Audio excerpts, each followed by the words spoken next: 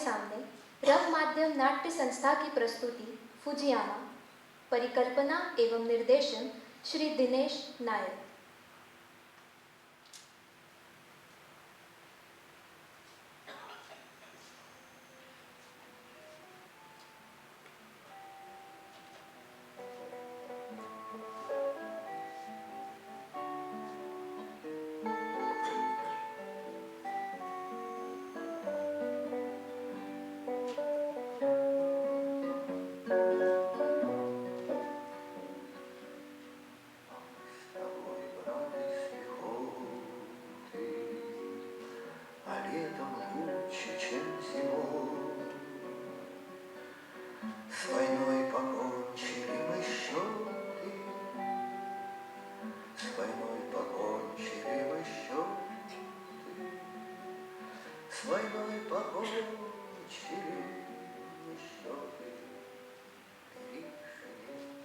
तुमने पत्थर फेंकने के लिए उकसाया था ना दोस्त बार्गिन? तुम्हारे पत्थरों से नीचे एक औरत मरी पड़ी। मेरे खिलाफ कमीशन ऑफिस कौन गया था? आखिर दोषी कौन है? जिसने पत्थर फेंकने के लिए उकसाया, उसी ने साबुर की कविताओं के साथ गद्दारी की होगी। उकसाया तो इसने था। चलो, ये जानने के लिए हम ये कहानी दोबारा दोहराते हैं। ठीक है, इसका पता लगाने के लिए हम फिर से फुजियामा पर मिलेंगे, जहाँ सभी लोग अपनी गुनाह कबूली के लिए आते हैं।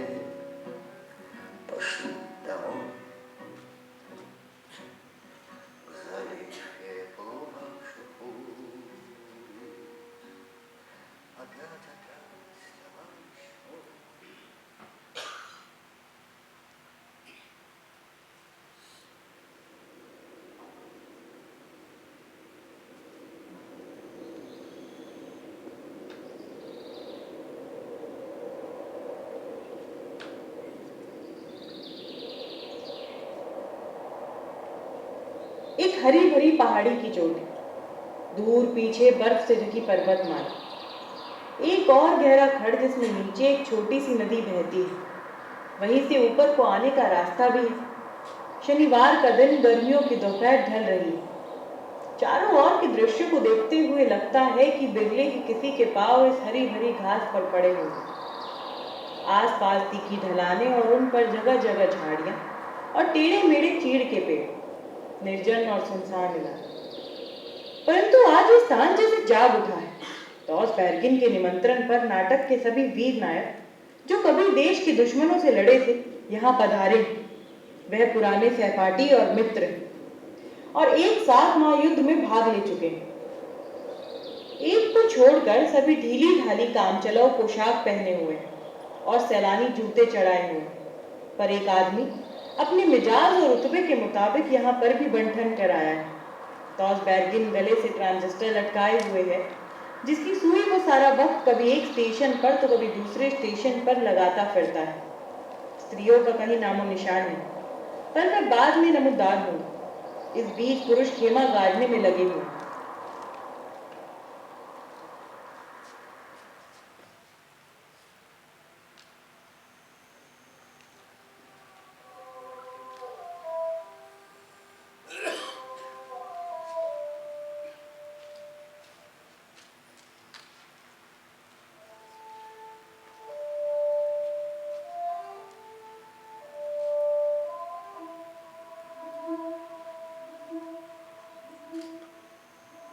जिस समय खतरे की घंटी बंद होगी, हताहत लोगों के साए उठेंगे। वो अदृश्य भीड़ मेरी ओर बढ़ती हुई आएगी। मैं उनसे क्या कहूंगा? इस भयानक जंग में मरने वालों को राहत दे पाने के लिए मैं क्या कह पाऊंगा? मौत ने सभी को एक समान बना दिया है। सभी हताहत, प्रत्येक हताहत मानव जाति का पुत्र है। कोई मार्शल नहीं, कोई सैनिक नहीं। मैं उनसे क्या कहूंगा? उस भीड़ में सभी इकट्ठा होंगे, कोई भी अपना नहीं, कोई भी पराया नहीं। हमारे ऊपर वो कौन है जिसने आने वाली पीढ़ियों का भाग्य निर्णीत किया है? मानवता के अथाह सागर में यातना की सीमाएं कहां हैं? ये जो मिलकर मेरे सामने खड़े हैं, या शायद अगले जहान में, इन्हें कोई फर्क नहीं पड़ेगा, इन्हें कोई फर्क नहीं पड़ेगा।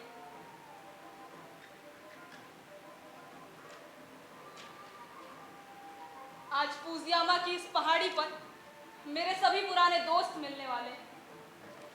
वो मेरे बारे में बातें करेंगे, सभी पुरानी बातों को दोहराएंगे। आओ मेरे दोस्तों, मैं सुनना चाहता हूं तुम्हें, मैं जानना चाहता हूं अपने बारे में। संभल कर चलना, पत्थर पड़े हुए हैं। ठीक है।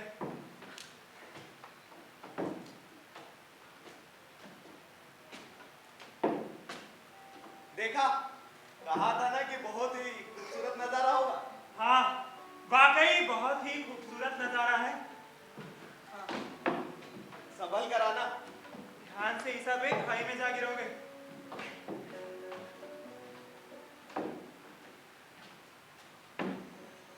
ये जगह अच्छी है। बिल्कुल, हम यहाँ पर खेमा लगा सकते हैं। चलो, अपना खेमा अब लगा लेते हैं। सुनो, ये रहा कचरे का डब्बा। यहाँ पर कोई भी कचरा नहीं करेगा, सारी बेकार की चीजें इसमें डालेंगे।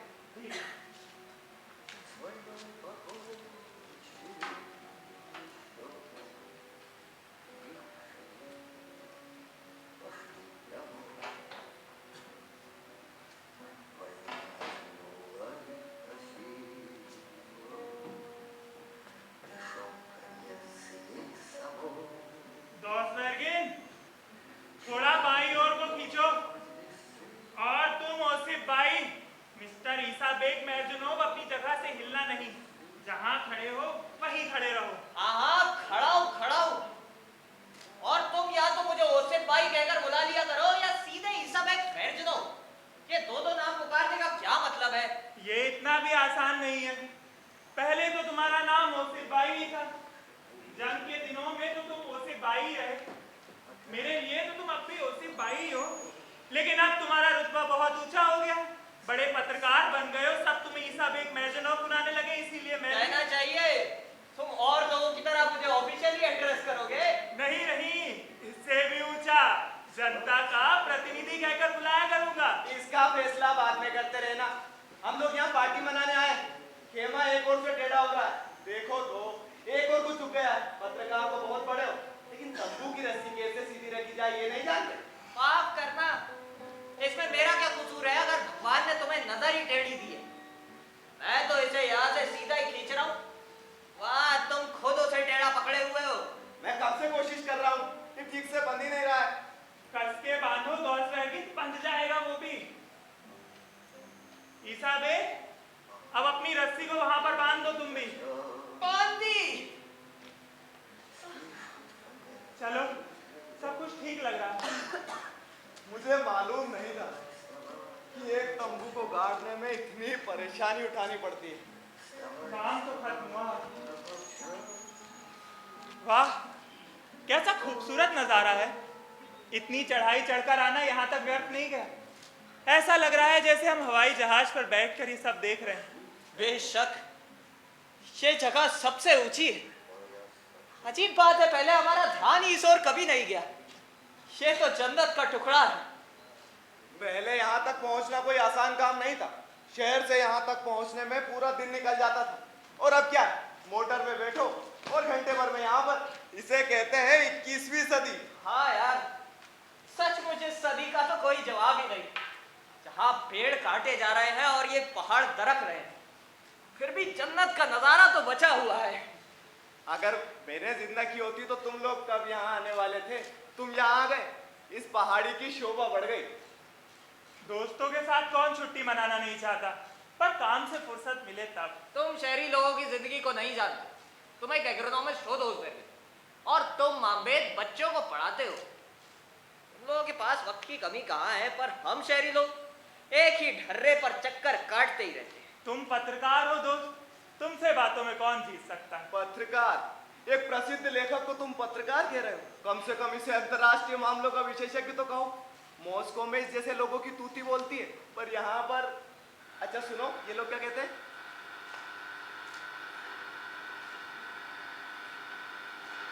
ये तो चल ही नहीं रहा है। मुझे लगता है बारिश के आसार हैं। अरे नहीं, बारिश आए भी तो ये तंबू किस लिए है? और वैसे भी मौसम विभाग की बात आजकल सच निकलती नहीं है। पर अगर मुझसे पूछो तो रात भर बारिश होती रहे फिर भी मुझे कोई फर्क नहीं पड़ेगा। तुम एक खेमे में लेटे हो और रिमझिम बारिश की आवाजें सुन रहे हो और सब कुछ भूल कर सुनहरे सपनों में खो जाओ। ईसा बे, क्या तुम्हें वो पंक्तियां याद हैं? चमकती धूप में भी सहसा बारिश बरस पड़ती है हमारे खेमे पर। सीलन भरी ऊन की गंध स्फुटित होती, कैसो रिमा दमकती है अंगीठी। ओ, कितना निरापद महसूस करता था उन दिनों तुम्हारी गोद में। माँ, मैं कैसे लौटूं तुम तक? बारिश की तेज बौछार और दूर टूटती चट्टानों के शोर में, तुम्हारी कहानियों तक, तुम्हारी कहानियों तक, तुम्हारी। ईसा बे, क्या तुम्हें इसके आगे की वो पंक्तियां याद हैं? तुम्हारा खेमा अब और अधिक नहीं रहा शेष, और तुम भी एक लंबे अरसे से दुनिया को छोड़ चुकी हो। केवल वर्षा है यहाँ पर्वतों पर, ध्वनि है केवल वैसी ही जैसी थी वो पहले। जैसी थी वो पहले, जैसी थी वो पहले। ओह, कितने वर्ष बीत गए। कुछ नहीं तो 25 साल तो बीत चुके होंगे। हाँ, बहुत अरसा बीत चुका। क्या तुम्हें याद है, तुम स्कूल की साहित्यिक सभा में ये कैसे कविता सुनाया करते थे? कैसी भारी भरकम आवाज बोला करते थे, सामंतवादी अतीत के अभिशप्त जीवन का आदर्शीकरण। हमारी तो बोलती बंद हो जाया करती थी। तब तो हम बच्चे थे ना, बुद्धिजीवियों की अजीबोगरीब भाषा याद कर बोलते थे। वो भी क्या खूब दिन थे। क्या खूब दिन थे। ऐसी दानिशमंदी की बातें किसी और दिन के लिए छोड़ दो। इस वक्त केवल इतना ही सोचो कि फुजियामा की इस पहाड़ी पर अपनी बीवियों का स्वागत कैसे करोगे। अच्छा, तुम्हारी बीवी ने इस पहाड़ी का नाम फुजियामा रखा है ना? हाँ, और कौन रख सकता है? खूब नाम रखा है भाई। इसकी बीवी भूगोल की अध्यापिका जो ठहरी। इसी पहाड़ी को नहीं, उसने यहाँ पर हर टीले को कोई ना कोई नाम दे रखा है। पहले तो मैं नाम ठीक से बोल भी नहीं पाता था। फुजियामा को चूजी अम्मा कहा करता। चूजी अम्मा। फिर मैंने उससे कहा कि तुमने अपनी भाषा में कोई नाम क्यों नहीं रख लिया? तो कहने लगी कि इस नाम का बड़ा महत्व है। फुजियामा का अर्थ है पवित्र पर्वत। लोग यहाँ पर अपनी गुनाह कबूली के लिए आते हैं। इस बात का मुझे पिछले साल ही पता चला था, जब मैं जापान की यात्रा पर गया था। तब मैंने दूर से फुजियामा की पहाड़ी को देखा भी। जहां तक मैं जानता हूं, बौद्ध धर्म का हर सच्चा अनुयायी जीवन में कम से कम एक बार फुजियामा की पवित्र पहाड़ी पर चढ़ता है और अपने आचार व्यवहार के बारे में भगवान की अभ्यर्थना करता है, अपने पाप पुण्य का हिसाब रखता है। पाप पुण्य, ये धार्मिक लोग क्या कुछ नहीं सोच निकालेंगे? नहीं, सवाल धर्म अथवा धर्मानुयायियों का नहीं। इसका केवल इतना ही अर्थ है कि इंसान को जीवन में कम से कम एक बार अपने अंतःकरण के साथ अकेले में बैठना चाहिए, जिंदगी की भाग दौड़ से हटकर। अपनी अंतरात्मा के साथ वार्तालाप कर पाने के लिए कोई भी फुजियामा की चढ़ाई चढ़कर नहीं आता। वो यहाँ आता है भगवान की आराधना करने। भगवान का निवास ऊपर है ना, और इंसान नीचे से कीड़े की तरह रेंगता हुआ भगवान की ओर आता है, दयनीय, और अपने पापों के लिए क्षमा याचना करता है। इसी में उसकी निष्ठा झलकती है। भगवान के बारे में तुम्हारी समझ वैसी ही है जैसे मध्ययुग में किसी गवार आदमी की रही हो कि भगवान का निवास ऊपर है और इंसान नीचे रहता है। नहीं, भगवान उस अंतःकरण का एक रूप है जो इंसान के अंदर पाया जाता है, और इंसान की दृढ़ निष्ठा इसी में पाई जाती है कि वो अपने हर पाप के लिए खुद को क्षमा नहीं कर पाता। लगता है वो आ गए। हाँ, हमें उनकी अगुवाई करनी चाहिए। आराम से गुलजार। हाँ, तुम भी। आइए, फुजियामा पर आपका स्वागत। थैंक यू बहुत पहले। समझ कर चलिएगा।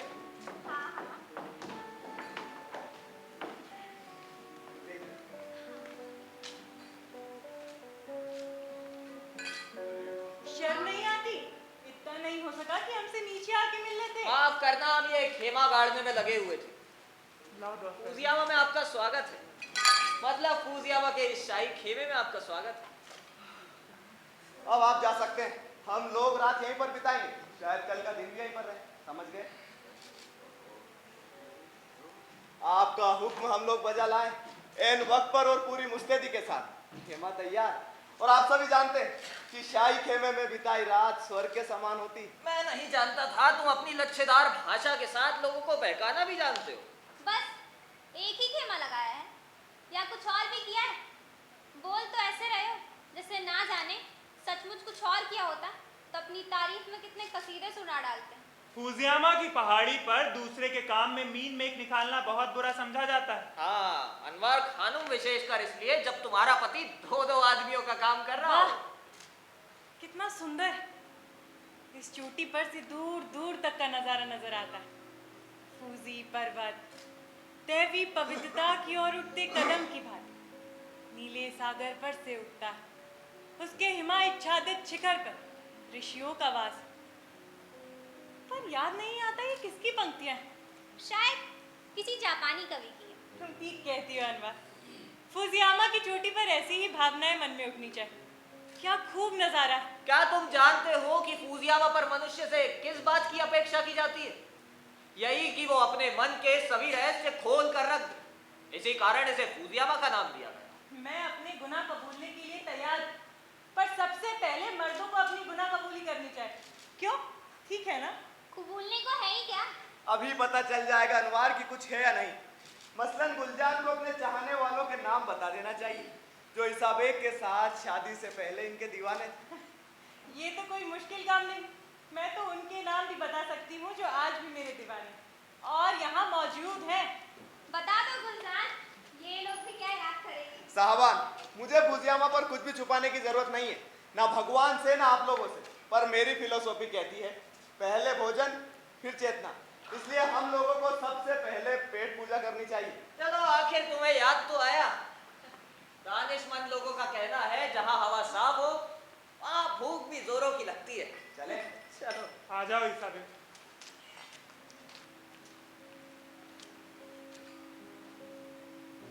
इनमें इतनी समझदारी कहाँ से आ गई? छोड़ो गुलजार, मर्द लोग तो बने ही ऐसी मिट्टी के होते हैं। औरत के सामने ये ओवर स्मार्ट बनते हैं और अजीब अजीब हरकतें करते हैं। आओ तुम लेकर तो रखती हो, लेकिन तुम तो मामूली औरत हो नहीं, तुम तो एक अभिनेत्री हो। एक असफल अभिनेत्री। ऐसा कहो। जिंदगी में एक भी सपना साकार नहीं हुआ, एक भी लक्ष्य पूरा नहीं हुआ। जिंदगी हाथों की उंगलियों में से जैसे फिसलती जा रही। ठहरो, ये शब्द किसने कहे? तुम्हें अचानक क्या हो गया?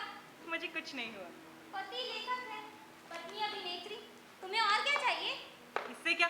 कला के क्षेत्र में हर एक को अपने से मतलब होता है। क्या मतलब? वो लोग जो कला के क्षेत्र में काम नहीं करते, क्या उन्हें अपने से मतलब नहीं होता? क्या वो अपने काम के प्रति जवाबदेह नहीं होते? नहीं नहीं अनवर, मैं तो कुछ और ही सोच रही हूँ। मेरी दिक्कतें मेरी अपनी।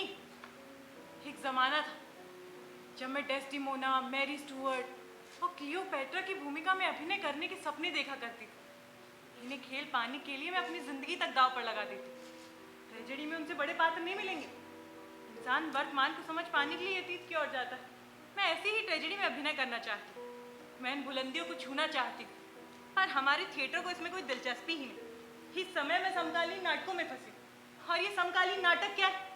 उफ! और तुम तो जानती हो, वक्त किसी का इंतजार नहीं करता। मैं 36 की हो चुकी हूँ। अच्छा? और ऐसी भूमिकाओं में अभिनय कर रही हूँ जो कला से कोसों दूर।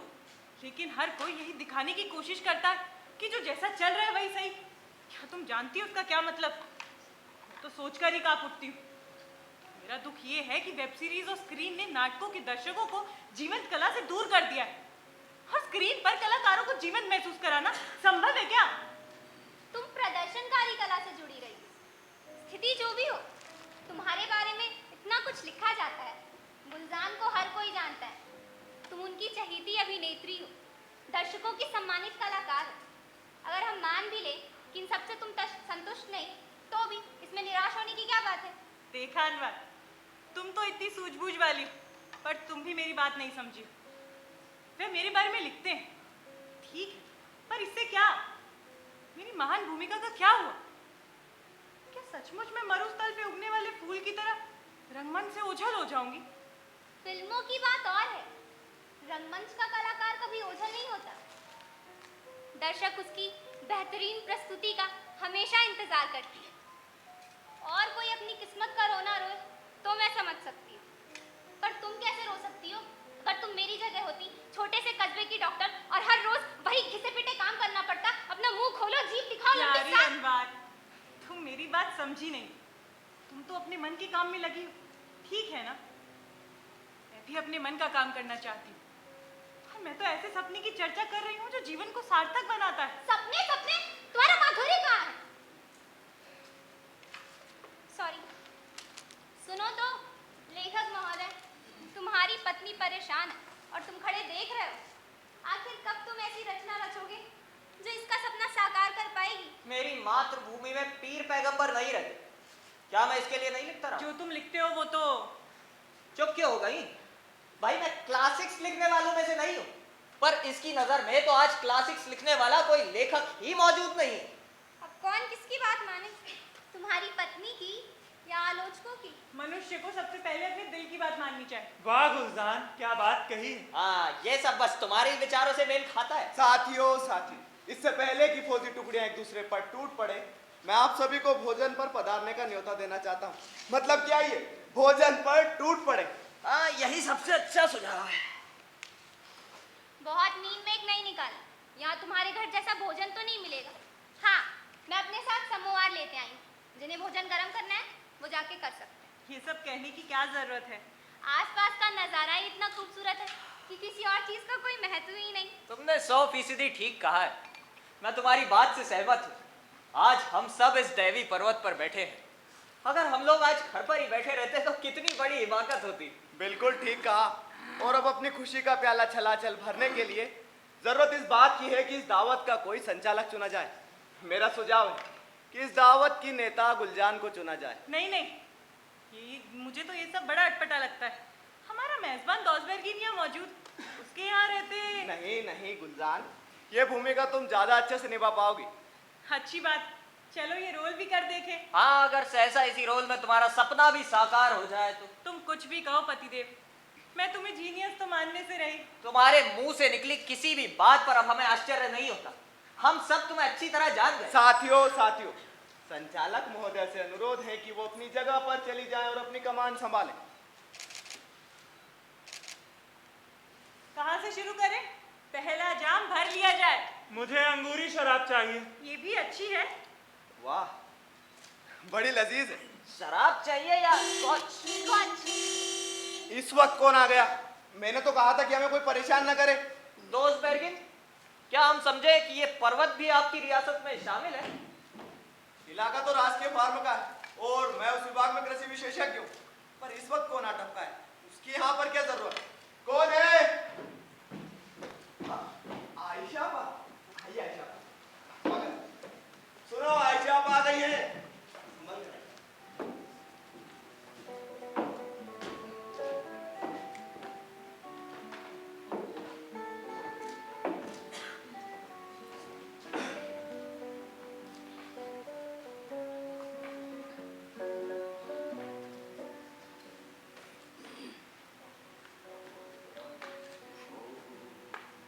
आइए आइए, बैठिए आइशा आपा।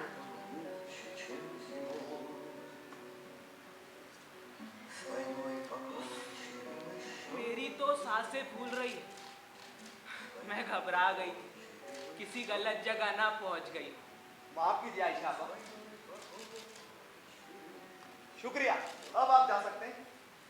आपने हम पर बड़ी कृपा की आयशा आपा, जो आप आ गई। तुम तो मेरे बच्चे हो, तुम्हारी खातिर तो मैं दुनिया के दूसरे छोर तक भी जा पहुंचती। कितने साल बीत गए तुमसे मिले, फिर भला मैं क्यों ना आती? आदाब आयशा आपा, आप नहीं जानती हम सब कितने खुश हैं। खुश रहो मामबे, तुम तो एकदम वैसे के वैसे ही हो, सूट बूट में बने ठने। मैं सबका परिचय कराता हूँ आयशा। ये हसीना गुलजार मेरे घर में आपकी बहू बनकर आई है, और बाकी सब लोगों को तो आप खुद जानती है। सुखी रहो गुलजार, हमारा परिचय तो नहीं हुआ पर मैं तुम्हें जानती हूँ। तुम्हें कौन नहीं जानता, अक्सर तुम्हें टेलीविजन पर देखती रहती हूँ, और तुम्हारी एक्टिंग के तो क्या कहने। मैंने आपके बारे में बहुत कुछ सुन रखा है शापा। आपने यहाँ आने की कृपा की, हम पर बहुत बड़ा एहसान किया। अनवार ने जब मुझे टेलीफोन पर बताया था कि आप सब इस पहाड़ी पर मिलने का प्रोग्राम बना रहे हैं, तो मुझे बेहद खुशी हुई। आयशा आपा, ये सुझाव मेरा भी था। बेशक तुम्हारा भी रहा होगा दोस्त बैरगिन, तुम्ही ने मुझे लाने के लिए गाड़ी भेजी थी ना। आयशा आपा, इससे हमारी खुशी का प्याला लबालब भर गया है, लफ्जी मायनों में भी और जज्बाती मायनों में भी। संचालक महोदया, इजाजत हो तो मैं कुछ कहूँ? ईसा बेग मिर्जनॉफ कुछ कहना चाहते हैं। मैं कहना चाहता हूँ कि हमारा ये समागम हमारे लिए एक त्योहार के समान है। महायुद्ध में विजय की 20वीं सालगिरह के दिन हम सब मेरे अनुरोध पर पहली बार मिले थे, तभी से ये सिलसिला शुरू हुआ। तब आयशा आपा मैं आपसे संपर्क नहीं कर पाया, आप उस वक्त कहीं बाहर गई थी। लेकिन आज जब दोस्त बैरगिन के निमंत्रण पर हम सभी यहाँ इकट्ठा हुए, मुझे आपका शुक्रिया अदा करने का एक और मौका मिला है, उन सभी मेहरबानियों के लिए जो स्कूल के दिनों में आपने हम सब पर की थी। अब आप जनतंत्र की सम्मानित अध्यापिका हैं, और हम भी अपने महत्वपूर्ण कामों में लगे हुए। तुम्हारे महत्वपूर्ण कामों का इसके साथ क्या संबंध है? अगर ये एकेडमिक काउंसिल की मीटिंग होती तो मैं तुम्हें बाहर करवा देता। अच्छा ही है कि हम एकेडमिक काउंसिल की मीटिंग में ना होकर यहाँ फुजियामा की पहाड़ी पर बैठे। अब मुझे वो बीते दिन याद आ रहे हैं जब हम 6ठी कक्षा में पढ़ते थे। तब हमारी आयशा आपा ने हमारे इतिहास के अध्यापक एर्दी खजानों में सिलवा कर लिया था। उफ, तब मेरे दिल पे क्या बीती थी।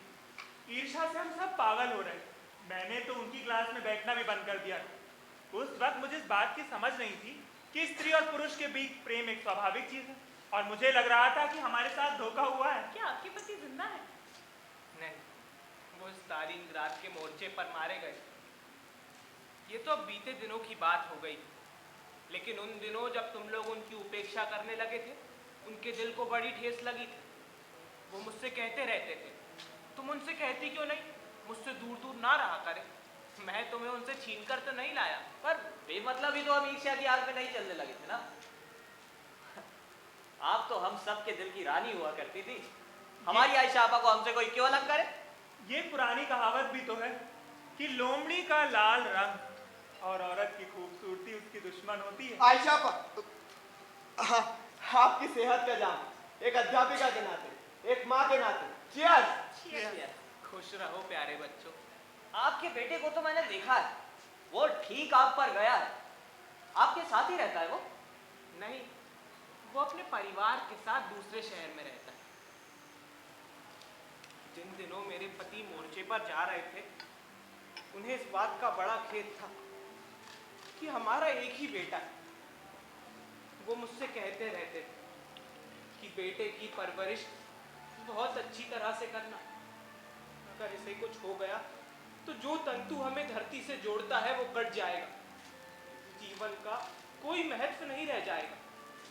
वो मुझसे कहते रहते थे, मेरी किताबें मेरे बेटे के लिए संभाल कर रखना, मेरे पास विरासत में देने के लिए और कुछ भी नहीं।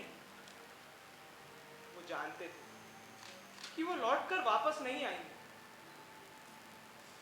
मेरे पास सब कुछ था, सब कुछ, प्यार, परिवार, पर वो सब बड़ी जल्दी खत्म हो गया। मेरी किस्मत। आज मैं तुम नौजवान लोगों को देखती हूँ तो मुझे लगता है मेरा जीवन व्यर्थ नहीं गया।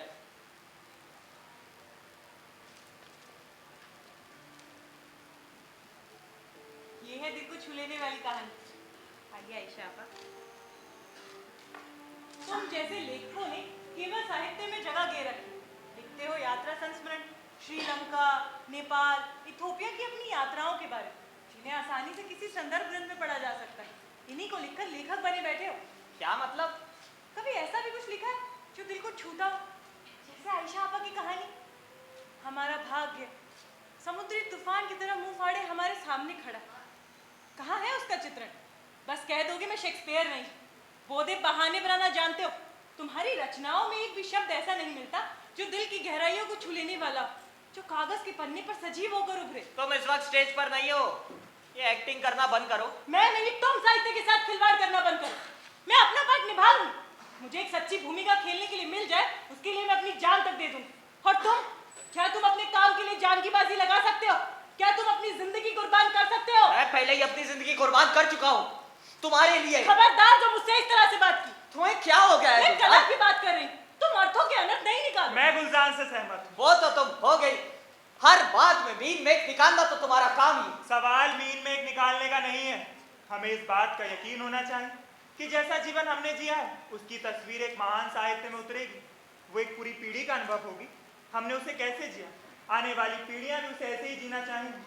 साहित्य और साहित्य केवल इसका उत्तर दे या सकता है। खुदा, ये लोग फिर से सबक पढ़ाने लगे, फिर से उपदेश झाड़ने लगे। साहित्य का पक्ष लेने के लिए धन्यवाद। मुझे केवल इस बात का डर है कि क्या साहित्य इतना बड़ा बोझ उठा पाएगा। हमारी किस्मत का फैसला ऐतिहासिक ताकतें करेगी जो साहित्य से कहीं ज्यादा शक्तिशाली है। ऐसे में साहित्य कर ही क्या सकता। ईसा बेग, हमारी जवानी ढल चुकी है। मैं ऐसे साहित्य के साथ भविष्य की कल्पना नहीं कर सकता जिसमें कुछ भी कर सकने की शक्ति ना हो। मिसाल के तौर पर, मैं नहीं चाहता हमारी आयशा आपा को लोग भूल जाएं कि वो इतिहास के पन्नों में एक भली मानुस सी महिला के रूप में प्रकट हुई। यही इस वार्तालाप का मतलब। ये हुई ना मर्दों वाली बात, जिसकी मैं कद्र करती, खुल कर कही हुई बात। फुजियामा पर ऐसा ही होना चाहिए, भगवान के समक्ष, यदि उसकी सत्ता है, और अपने समक्ष। हम सच बोल, कहीं कोई लालिया पीठ नहीं होनी चाहिए। हम अपने अपने गुनाह कबूल करेंगे। आयशा आपा को भी बात पसंद आएगी। तो आपसे शुरू करें दोस्त बेरगिन। तुम्हारे इन फालतू के मामलों में मुझे मत घसीटो। हम लोग यहाँ मजे करने के लिए आए। मैं सभी से प्रार्थना करता हूँ कि मजा मत किरकिरा करो यार, और अपनी ये फालतू की बातें उस कचरे के डब्बे में डालो। माफ करना, तो तुमसे शुरू करते हैं मामबेर। तुम टीचर, इस औहदे के लिहाज से तुम ही सबसे बड़े हो। बिल्कुल ठीक कहा गुलजान। सबको अपना पूरा लेखा जोखा पेश करना हो। आयशा आपा कुछ और जानना चाहती हैं? हाँ, मैं उनकी बात काट तो नहीं सकता। आयशा आपा, बहुत अरसा बीत चुका है जब आपने हमें जंग के लिए विदा किया था। शुरू में हमें ट्रेनिंग के लिए आर्टिलरी स्कूल में रखा गया, बाद में मोर्चे पर भेज दिया गया। जंग खत्म हुई और हम लोग लौट आए। ये तो कोई बात नहीं हुई। तुम मतलब की बात करो। हर बार तुम इधर उधर की लगाने लगते हो। हर एक को अपने और अपने काम के बारे में पूरा ब्यौरा देना हो। क्यों, ठीक है ना आयशा आपा? ठीक है, मैं ठीक यही जानना चाहती हूँ। तुम्हारी जिंदगी के बारे में, तुम्हारी खुशियों के बारे में मैं सब कुछ जानना चाहती हूँ। हाँ, अपने बारे में। क्या तुम्हारे लिए बोलना कठिन हो रहा है? नहीं, पर जहाँ तक मैं समझ पाया हूँ, सबसे पहले संचालक महोदय किस विषय पर बोलना चाहिए। चलो मैं शुरू करता हूँ। संचालक महोदय। हाँ गुलजान, बोलो। अच्छा, अगर तुम लोग यही चाहते हो तो मैं ही सबसे पहले अपनी गुनाह कबूल करूँ, और आपको भी पता चल जाएगा कि आपकी बहू किस मिट्टी की बनी। कहो कहो। मैं अभिनेत्री। इन दिनों सभी लोग मुझे जानते हैं, लेकिन 1944 में, जंग के दिनों, मैं एक सिलाई फैक्ट्री में काम करती थी, और वहीं मैंने अपनी जिंदगी की पहली चोरी की थी। क्या बकने लगी है? क्या तुम्हारे पास और कुछ नहीं है यहाँ पर अभी कहने को? बीच में मत बोलो। तुम्हें मेरी वजह से छेपने की जरूरत नहीं। उस वक्त तुम मेरे पति नहीं थे, उस वक्त हमारी शादी नहीं हुई थी। सच्चाई की सबसे बड़ी नेमत। जब तुम कहते हो स्टेज पर मेरा काम नीरस होता है, फुसफुसा होता है, तो मैं चुप रहती हूँ। तुम अपनी कलम से झूठे रिव्यूज लिखकर सच्चाई को फुसफुसा बना देते हो। मैं झूठी भूमिकाएं खेलने पर मजबूर की जाती हूँ। इस समय मैं अपने बारे में सच सच बता रही हूँ, और ऐसा करने का मुझे पूरा अधिकार है। संकोच नहीं करो, जो मन में आए कहो। ये तो मित्रों की मंडली है। अच्छा हमें बताओ तो, क्लियोपेट्रा या डेस्टिमोना किस तरह अपनी कहानी सुनाती?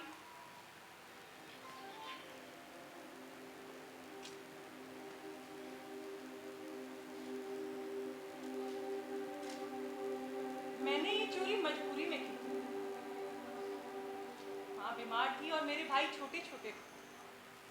हम केवल राशन की रोटी पर जी रहे थे। उन्हीं दिनों एक दिन मेरे पिता चल बसे। पड़ोसी अफसोस करने घर पर आने लगे। मेरी माँ अभी चल फिर भी नहीं सकती थी।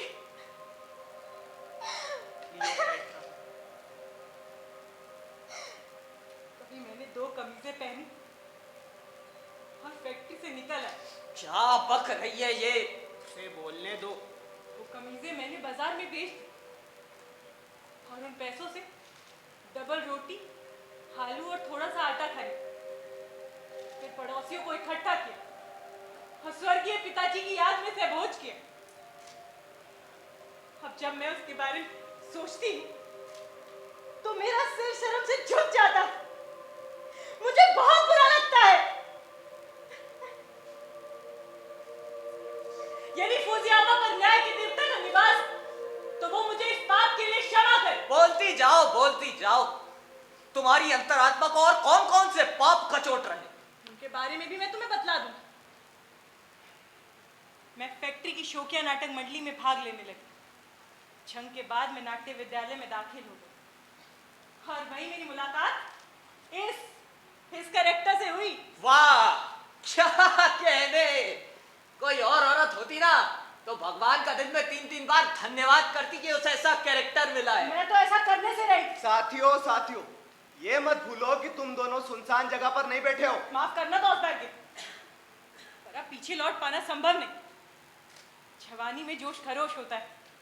किस्सा ये कि मैंने शादी कर ली, उसने इंस्टीट्यूट खत्म की और संपादकीय कार्यालय में काम करने लगी। मैं थिएटर में काम करने लगी और तभी मैंने अपनी जिंदगी का दूसरा अपराध किया, जिसके लिए मैं अपने आप को कभी क्षमा नहीं कर पाऊंगी, न ही भगवान के सामने क्षमा याचना का साहस जुटा पाऊंगी। इसने मुझे समझा बुझा कर मनवा लिया। कहने लगा, अभी हम जवान, अभी बहुत वक्त पड़ा है, इंसान को अपने लिए जीना चाहिए, अपने लिए जीना चाहिए। और मैं इतनी बेवकूफ कि इसकी बातों में आ गई, इसकी बातों में आ गई। वो दिन गया और ये दिन तुम आया। नशे में हो? हाँ, मैंने विष भी रखा है जो मेरे खून को जला रहा है। देखिए आयशा आपा, आप तो मां, सच्चे अर्थों में मां। आप मुझे बताएं, स्टेज पर उस मां की भूमिका निभाते हुए इसके बेटे जंग में मारे गए, मेरे दिल पर क्या गुजरती होगी? ऐसी माँ भी मुझसे ज्यादा सुखी होगी। कम से कम उसके बेटे पैदा तो हुए, जिन्हें वो खो बैठी। और मैंने तो अपने बेटे अपने आप से ही छीन लिए। और ये सब किस लिए? किसके लिए? मुझे माफ कर दो, भगवान के लिए मुझे माफ कर दो।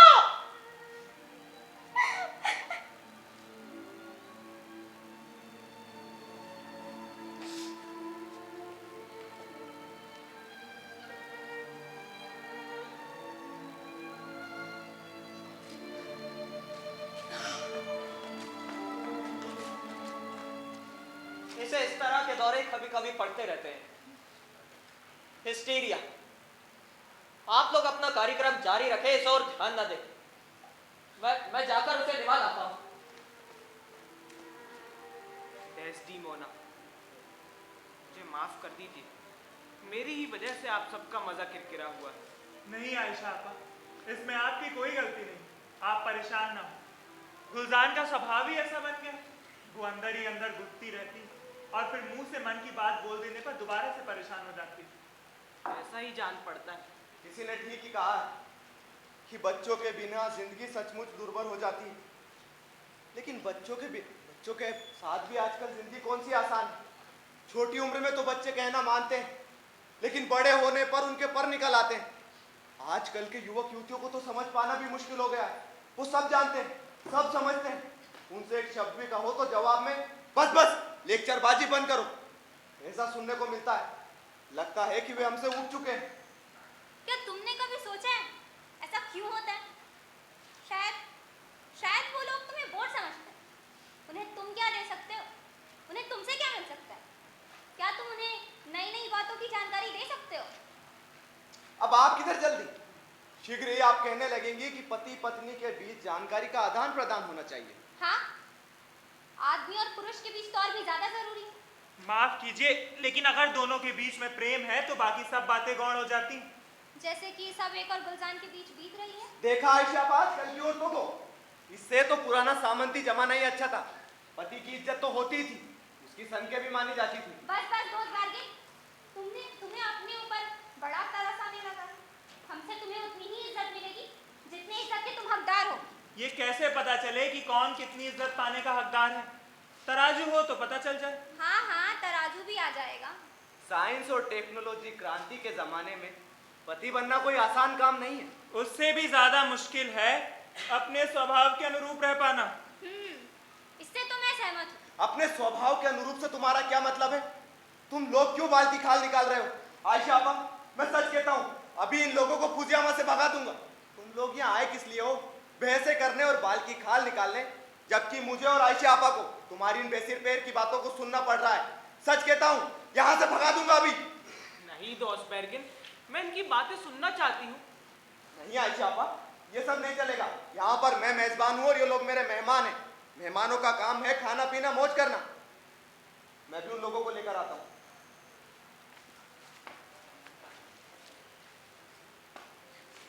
प्यारे बच्चों, मुझे अभी तक यकीन नहीं हो रहा है कि तुम सब पहले की तरह बच्चे नहीं रह गए। समय की गति को कौन रोक सकता है? हमें माफ कर दीजिए आयशा आपा। आए।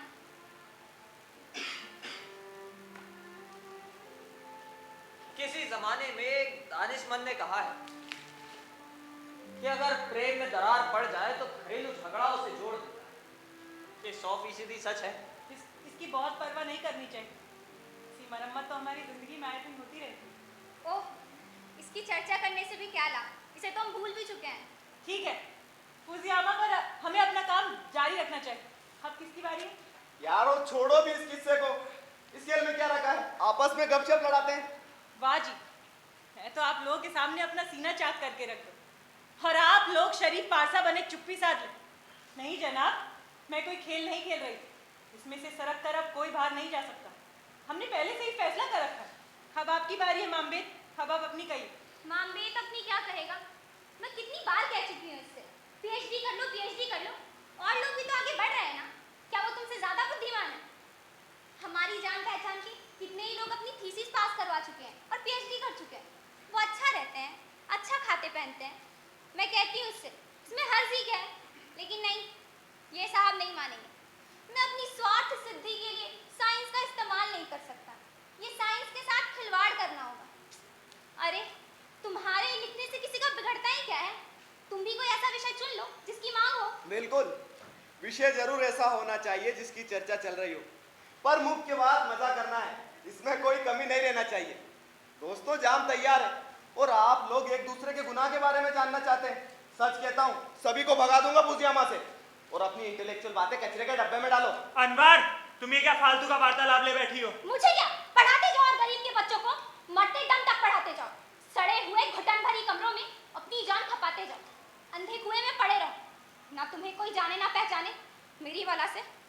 मुझे क्या, मुझे तो जो जीना था जी लिया। अब जो गलती मुझसे हुई है उसे तो मैं ठीक कर नहीं सकती। मुझे लगता है मामबे ठीक कह रहा है। तुम दोनों की तो बरसों से मिली भगत है। हर किसी को अपनी रुचि के अनुसार जीना चाहिए। मामबे घुटन भरे कमरों में बच्चों को पढ़ाता है तो क्या हुआ? वो बच्चों को पढ़ाने का बड़ा काम करता है। मेरा इसके साथ सीधा संबंध, जैसा यहाँ भी जिक्र किया गया है कि मैं स्कूल की घुटन भरी कक्षाओं में इसी सवाल से मगजपच्ची करता रहता हूँ। मैं इतिहास पढ़ाता हूँ और जहाँ तक हो सके इतिहास के पाठ को जीवन का पाठ बनाने की कोशिश करता हूँ। केवल इतना ही नहीं बताता कि अमुक युद्ध कब और कहाँ हुए। मैं चाहता हूँ मेरे छात्र समझें कि युद्ध से कितनी बर्बादी होती, कि किस कीमत पर मानव जाति ने अंतर्राष्ट्रीय सहयोग की जरूरत को महसूस किया। मैंने कहीं तो पढ़ा था, शायद किसी देश के धार्मिक ग्रंथ में, कि सारी धरती ही एक परिवार है, जो बराबरी का दर्जा रखने वाले आजाद लोगों के अनुरूप। बस बस, ये तुम्हारी स्कूल की कोई कक्षा नहीं है।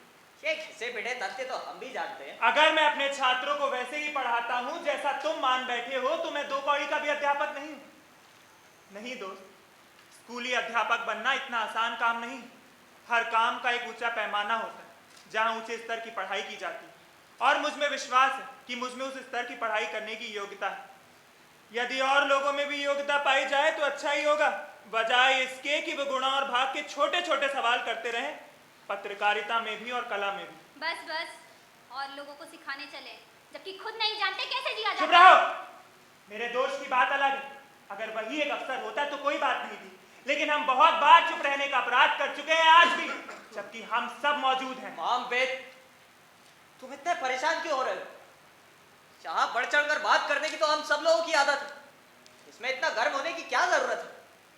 जरा देखो तो जिंदगी गुजरती जा रही है। अरे जैसे जिस ठौर लगना है अपने आप लग जाएगा। अपना मूड भी खराब करते और अपने सारे साथियों का भी। किस लिए? पुराने दोस्तों के सामने दिल खोलकर बात करने में हर्ज ही क्या है? बस बहुत हो गया, अब मेरी बारी है। अरे तुम बुद्धिजीवी लोग, भाड़ में जाए तुम्हारी किताबी बातें। अब मेरी बात सुनो, मैं अन्न का उत्पादक हूँ, मेरे बिना तुम्हारी कोई हस्ती नहीं, मेरे बिना तुम सब शून्य हो। बस बस मेरी ओर इस तरह ना देखो, आखिर मुझे भी कुछ बोलने का अधिकार है। आयशा आपा, आप बुरा नहीं मानिए, मैं तो केवल मजाक कर रहा हूँ, इनके तर्क बिल्कुल बोधे हैं, आप बुरा नहीं मानिए। अब मेरी बात सुनिए, मैं प्रधान भूशास्त्री हूँ, मेरा कम्युनिज्म मेरे घर से शुरू होता है, बाल बच्चों से, परिवार से। अगर वे ढंग के कपड़े पहने, अच्छी खुराक खाएं, स्वस्थ और तंदुरुस्त हो, तो इसका मतलब है सब बात सुविधे से चल रही है। बस जंग ना हो, जंग तो किसी भी तरह ना हो, जंग खोटे हथियार बेचने वाले सौदागरों का काम है। मैं किसी के साथ छल कपट नहीं करता, किसी को धोखा नहीं देता, चोरी नहीं करता, अपने पसीने की कमाई खाता हूँ और इस बात पर मुझे गर्व है। वाह, बहुत बढ़िया। अपनी मेहनत पर गर्व हो, इससे अच्छी क्या बात हो सकती है? और मेरा रहन सहन भी बुरा नहीं है, मेरे पास अपना घर है, मोटर गाड़ी है, कालीन है, फर्नीचर है। मेरी पत्नी अलमगुल कभी कभी महसूस करती है कि मैंने जरूरत से ज्यादा फर्नीचर से घर को भर लिया है, पर यह ना हो तो क्या, एक भूशास्त्री के घर पे विदेशी मेहमान आते हैं, विदेशी यात्री आते हैं। हमारे गाँव की अर्थव्यवस्था सबसे अधिक विकसित हो, ऐसा मैं सोचता हूँ। मेरे देश का किसान किसी के सामने पिछड़ा हुआ या गरीब नजर नहीं आना चाहिए, लेकिन जब ये सवाल पैदा होता है तो बीच में राजनीति आ जाती है। शाबाश दोस्त बार्गिन, तुम असल आदमी।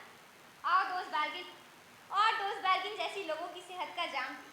यही लोग सच्चे मायने में जीना जानते हैं। मुझे दोस्त बैरगिन की साफगोई पसंद, कहीं कोई लाग लपेट नहीं, बेझिझक दो टूक बात कही, कुछ भी छिपाया नहीं। मेरे पास छिपाने को है ही क्या? जिंदगी चलती रहती है और लोग बदलते रहते हैं, यहाँ तक कि एक उम्र बीतने के बाद तुम उन्हें पहचान भी नहीं पाते। मुझे आज भी याद है, स्कूल के दिनों में साबुर के दोस्तों में दोस्त बैरगिन सबसे ज्यादा फूहड़, सबसे ज्यादा निकम्मा हुआ करता था। इसमें हैरानी की कौन सी बात है आयशा आपा, जिंदगी सब कुछ सिखा देती है।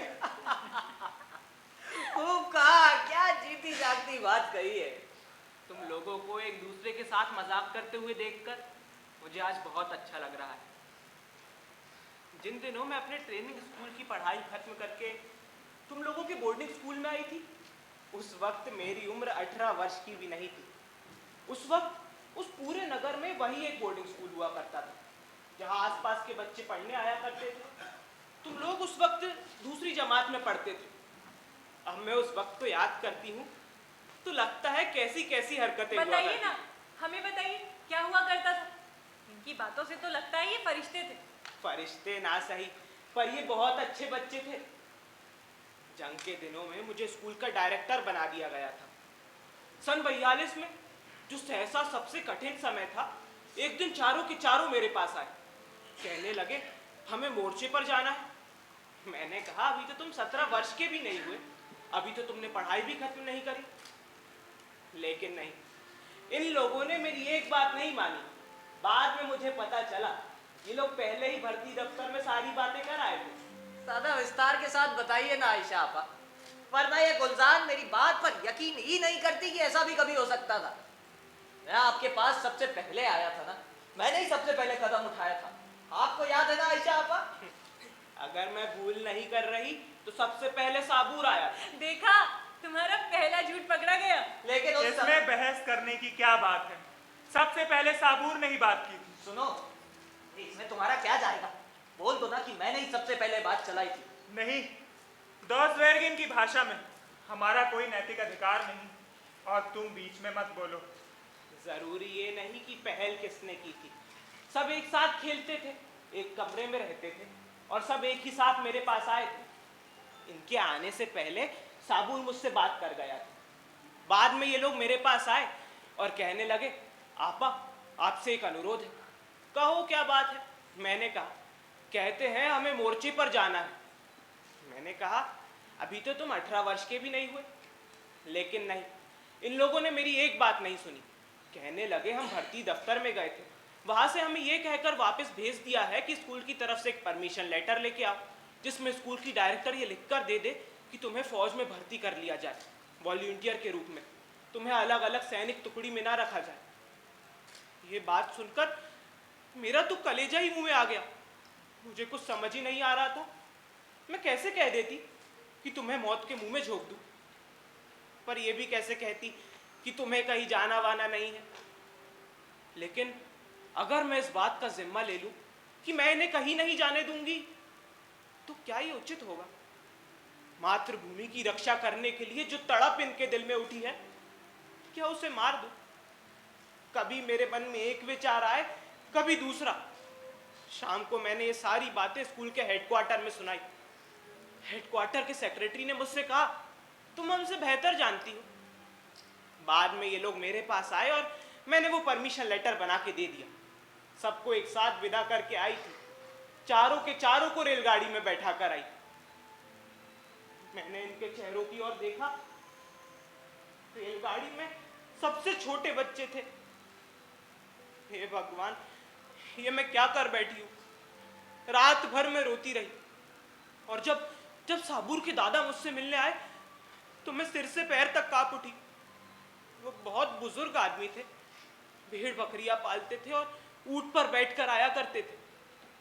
मैंने खिड़की से बाहर आंखें उठाई तो साबूर के दादा ऊंट पे बैठे चले आ रहे थे। मैं इनसे क्या कहूंगी, लेकिन असल में वो इस बात का अफसोस जाहिर करने आए थे कि उनका एक और पोता होता तो वो उसे भी जंग पर भेज देते।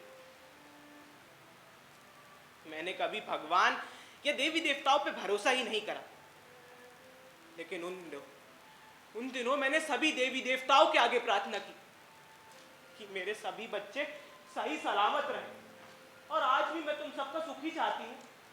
हाँ, इस अनमोल घड़ी के नाम पर जाम पी, उन दिनों के नाम पर जो हमारे जीवन के सबसे अच्छे दिन थे। आइए, मैं तुम्हें देखती हूँ तो मुझे साबूर की याद आ जाती है। वो बहुत अच्छा लड़का था, विलक्षण बालक था। माफ कीजिए आयशा आपा, मैं आपकी बात काट रहा हूँ, पर मैं इस मौके पर एक और जाम पेश करना चाहता हूँ। उस समय जब आयशा आपा हमें मोर्चे के लिए विदा कर रही थी, तब हम 4 लड़के, चारों के 4 मित्र एक ही कक्षा में पढ़ने वाले, और वो चौथा साबूर, हम सबसे होनहार, सबसे विलक्षण बालक था। सचमुच ही वो बहुत विलक्षण था, भले ही उस वक्त उसकी उम्र 17 साल की भी नहीं थी। तो दोस्तों, आयशा आपा की मौजूदगी में आइए उस चौथे के नाम पर, साबूर के नाम पर जाम उठाए। चीयर्स। चीयर्स। वो बदकिस्मत निकला है, सुना है बहुत शराब पीने लगा। फिर भी मेरे दिल में उसके अतीत के प्रति, या ठीक कहूं तो उसकी भूतपूर्व प्रतिभा के प्रति गहरी श्रद्धा। करेक्ट। स्कूल के दिनों में तुम्हारे बीच गहरी दोस्ती हुआ करती थी। हाँ, और मोर्चे पर हमारी दोस्ती मात्र दोस्ती नहीं रह गई। शायद इसीलिए कि मौत का खतरा हरदम बना रहता, कि हम डरते थे कि कहीं एक दूसरे से अलग ना हो जाए। और अब मैं सोचता हूँ तो मुझे लगता है इसमें भी साबूर का ही हाथ था कि हम एक साथ बने रहे। उसमें समझदारी की भावना हमसे जल्दी आ गई। एक बार जब उसकी कविताओं के कारण उसे फौजी डिवीजन की पत्रिका में अध्यापक बनाकर ले जाया जाने वाला था, तो वो हम सबको छोड़कर नहीं जाना चाहता। हाँ, ये सब सही है। तुम एक छोटी सी बात बताना भूल रहे हो। अक्सर तुम साबूर की उन कविताओं की कड़ी आलोचना किया करते थे। उसमें कवि की उदार आत्मा थी, इसलिए वो इसे माफ भी कर देता था, लेकिन तुमने सचमुच उसे बहुत परेशान किया। कहो कहते जाओ। साथियों, ये मत भूलो कि तुम मेरे मेहमान हो और इस वक्त फुजियामा की पहाड़ी पर बैठे हो। ऐसी कोई बात नहीं करो जिससे तुम्हारे अतीत पर दाग आए। जंग के दिनों में तुम ऐसे पत्र लिखा करते थे, मैं उन्हें पढ़कर रोती थी। एक बार ईसा बेग ने लिखा कि इसने सीधी मुठभेड़ में 4 दुश्मनों का सफाया किया है। उस वक्त मैं सोचा करती थी, तुम जिंदा बचकर कैसे वापस आ गए। हमारा नन्हा ईसा बेग देश के जवां मर्दों में सबसे बड़े जवां मर्द। तुमने ये कारनामा कब कर दिखाया था? हमें कुछ याद नहीं आ रहा है। बेचारा, ये तब भी हीन भावना का शिकार हो रहा था। अजीब आदमी हो यार तुम लोग। तुम इतनी सी बात भी नहीं समझ सकते कि वो खत मैंने अपने घर वालों को घरेलू मोर्चे का उत्साह बढ़ाने के लिए लिखे थे, और फिर हमारे बम हजारों की संख्या में दुश्मनों पर फेंके जा रहे थे। मेरे बमों से क्या 4 आदमी भी नहीं मरे होंगे? ओह, शौहरत की भूख इतिहास को नया मोड़ देने वाला ही सब है। उस वक्त मैं कितनी खुश हुई थी जब साबूर की कविता पत्रिका में छपकर आई थी। मेरे पास अखबार की सभी कतरनें रखी, और ईसा बेग, उन कतरनों में तुम्हारी कविताएं भी शामिल है। ओह आयशा आपा, उन दिनों तरह तरह की बातें हुई। एक ऐसी बात भी हुई जिसे आज याद करने को मन नहीं चाहता। हम अपने उस अतीत का करें भी तो क्या करें, उसे भूल जाएं, लेकिन साबूर पर जो बीता था उसमें हम सबका हाथ था। मैं नहीं जानता तुम्हारे मन में क्या है, लेकिन मेरा ज़मीर साफ है। उन दिनों तुम और साबूरी कविता के बड़े पारखी हुआ करते थे, साहित्य के पारखी। बहुत बनो नहीं साबे, तुम्हें, मुझे और डॉसवेर्गिन को उसकी कविताएं मुंह जवानी याद थी। हमें उसकी कविताएं बड़ी प्यारी लगा करती थी। वो अपनी हर नई कविता हमें सुनाया करता था। अगर हम ना होते तो शायद साबूर की प्रतिभा में वो निखार नहीं आ पाता। साबूर की पंक्तियां हमारी भावनाओं को वाणी देती थी। इससे तो इनकार नहीं कि तब हम बहुत छोटे थे जब साबूर हमारे साथ था, लेकिन मैं साफ साफ कह दूं कि साबूर की उस कविता पे मेरा कोई सरोकार नहीं था जिसकी वजह से उस पर वो मुसीबत आई थी। मैं इसका दोष तुम्हारे मत्थे नहीं मढ़ रहा हूं, पर इतना तो बताओ, जब साबूर पर मुसीबत का पहाड़ टूटा था तो हम सब क्यों चुप खड़े और उसे इतनी आसानी से कबूल क्यों कर लिया? ऐसा भी हो सकता है कि आदमी से भूल हो सकती, या ये हो सकता है कि जंग के हैरतनाक खून खराबों को देखकर वो डर गया। लेकिन हम तो उसे जानते थे ना, हम तो बचपन से उसके साथ खेलकर बड़े हुए थे। मैं अपने भाई से भी हाथ मिलाने से इनकार कर दूंगा अगर वो देश के लिए नहीं लड़ता है तो। ये कविता साबूर ने ही लिखी थी। उसकी कविता सुनकर हमारे दिल जोश से भर उठते थे। उसी के नक्शे कदम पर चलते हुए हम फौज में भर्ती हुए थे, वरना 10वीं जमात पास कर सकते थे। और कौन जाने अगर साबूर ना होता तो हम फौज का कभी रुख ही ना करते जिसकी इतनी डींगे हाथा फिरते हैं। तुम कहना क्या चाहते हो? आखिर उसे बाद में बेगुनाह करार कर रिहा तो कर दिया गया था ना।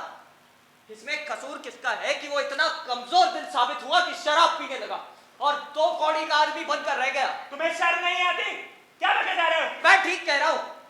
मेरे होशो आवाज पूरे कायम है, और जो भी कह रहा हूं सोच समझ कर ही कह रहा हूं। ओह, लड़ाई के दिनों में भी जब हमें ये बात पता नहीं थी कि साबूर कल तक जिंदा बचेगा या नहीं, तब भी तुम अपना फायदा देख रहे थे और उसी के अनुरूप व्यवहार कर रहे थे। तुम्हारी ये हिम्मत!